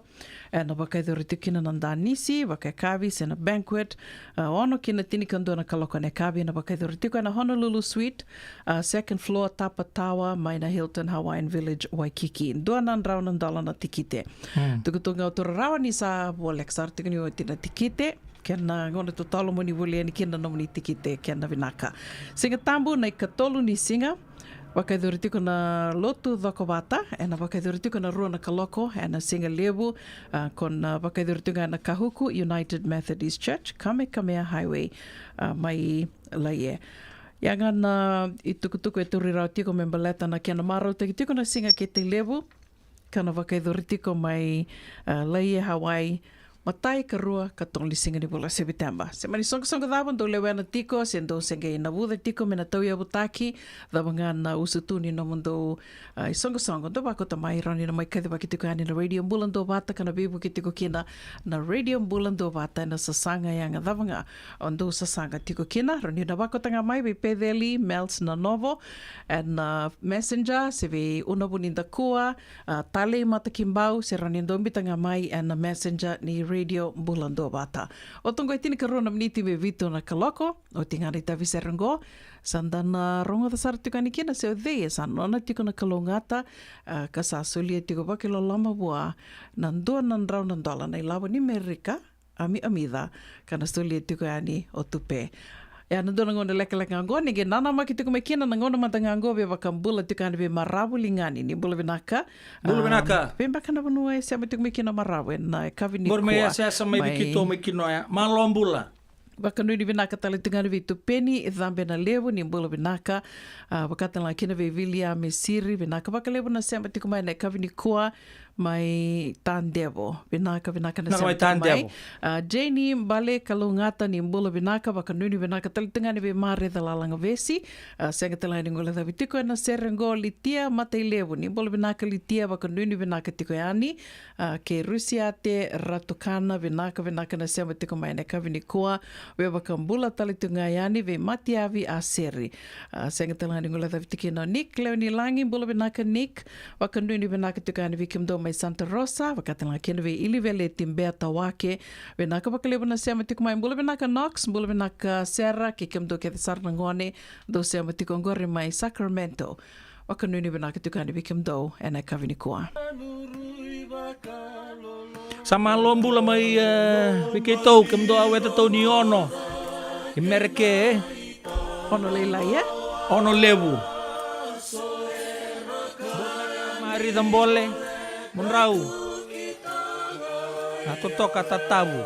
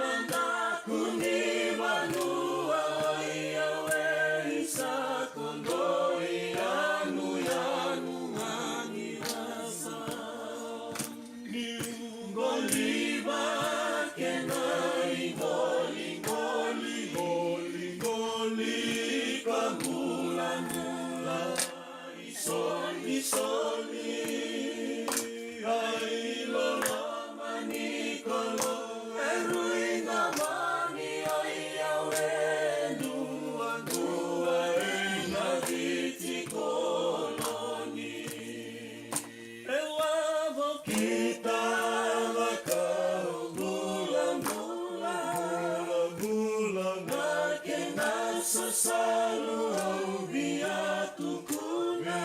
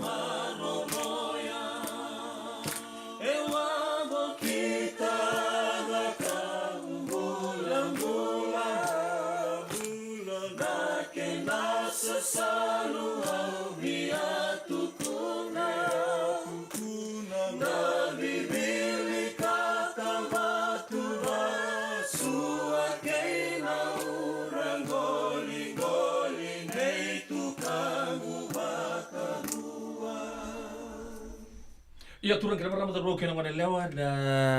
bang bola ina nunggu cukup buat turang mai nanduru besi non re cukup nunggu di turang na tuyon sama lo bola kiki monito to sar ngu rau sista nei na kita to wale di cigi na ono to cukup boli mereke arto sana kita kan arto pakatang kita karena seru ya arto na maramani ono lelai kita to na kabina oke. Radio Bulun do Bata ke bakona botorong na San Francisco Pacific Standard Time boy on minute me vitu na keloko sa cukup talanga bikiro na yata ni koe sa nonna nandona ndrau nandola ni merke uno sa natabuta na yata sa mainganga na buku ni veitala noya sa andinita kina dai Emi Sauleta AMY Sauleta wambuta ni siamo cukup mai vunisea ke baka indonu na vital noya na kabinan ko Emi nanga isa sanga juga no una mena tari ke muniani to ba susau o Emi kere ko me vitar tar mai Emi ke ni siamo tiku mai ke baka ni siamo tiku mai Emi Sauleta nanga vitar tar manda mai na Facebook page ni Radio Bulan do Bata ya nandonga nang lek go au kila na bitanga na singo na tega butal weekend no to BCCP ba udi mena taka juga no muni bola juga mai na bonua odindo siamo cukup mai kina na ve akabito to sar merke Europe ve matin tuna Pasifika mai no puno lomani vici ya enan duanga nang kahangka matai mata kani kaya to waka so sau to marau ni ndue nganga mai no puno lomani vici Emi Sauleta sano mun na ilabo ya antonan Ronaldo dola na ilabo ni merke wambo to sana le Ronaldo dola na ilabo ni nota mai bunisea na akabito ngani ko bina kana wa itabi cukup mai Vinaka tupe, vinaka sa may watalatonga goe wana miniti me vitu na kaloko sa may dawa talitonga ikiana nero vingarabi na kavi ni kua vinaka bakalevo na siamo tiko mai vinaka na doa se tiko yani na nondo bata na Radio Bulan do Bata ke rosret ke muni mali siamo tiko mai ni wase tiko yani ronyo ni subscribes siko bikito talitonga yani na YouTube channel rautalanga ni ndo siko tiko na Radio Bulan do Bata na nondo to Facebook page ni mebakani lebusar na bulango mai na koro mai viti mai na vese vurvur taliso e santo bitu kani kina merau ninda kilati o kina na vika kede ado tiko e na vese vurvura e ado talitunga mai na nonda bondo ala mani o viti abotunga tol na mniti me vitu na kaloko ki rosa na mai dava talitunga ke ya au na pamode matakani be so na wekantango Rusia teratukana iyo andina sar wakta laki na be oli bolau yo andina sar malaka man reunion so be ele veti mbeata wake le tia tama imbeka o se warra katiko awata laki na be solo turanga me muri reunion ya okela ni wana num pusera tuita ka usar nga mayon ndo ni ropuya mai ando bataki tuasale sa mami tuakin mai mipu mai na Savoy Place mai kino solo malo sa bagale ba siya mo mai na Zion Shopping Center mai tabo tao no kila ni ko rongo tanga sir kiyo no kuna pa kana numir nga o eta to punion no wakata laki na be ana Rose Hoyt waka pinu be nakata itsu no bito kandi wakata laki na be Selina Watu Boka nakabali na siya mo mai na kabli be ngarabi ni dai nakabakalevo ke rosan mai dava talitiko ke una buninda kua dange me verongo dindo talitiko na kabini mataka ke ratu pe delina novo me dava nangono ya ni te pakadeng to komanda samode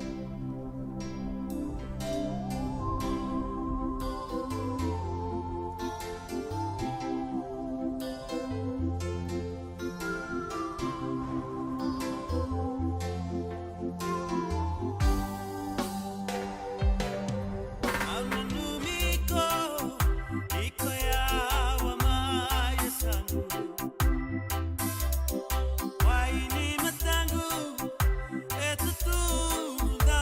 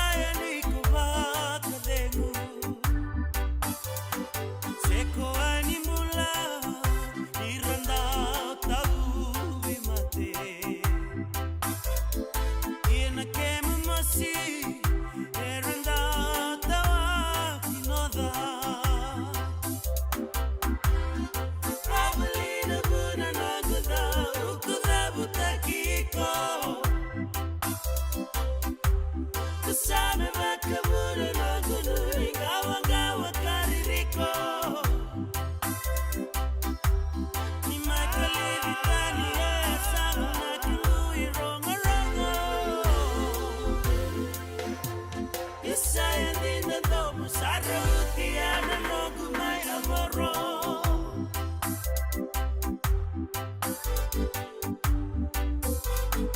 Lutuni kabi Oya bendina mati Una meririko Derangai no takiko Mokali raki veya Kaya lino gumara Awesu enangalili Sale yati ndomo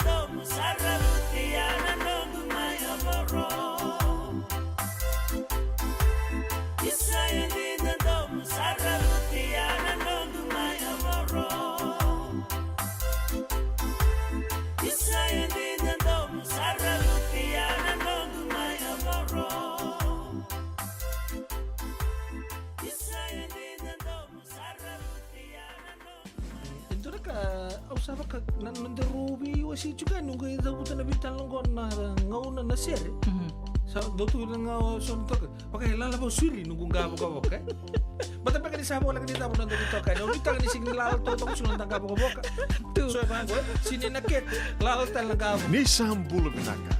Sama mai kawasean in a radio bulando mata San Francisco. Darungodi ang natulog kinabito na klok na kama ni Moniti kinaborobuka may kema daw ay Amerika.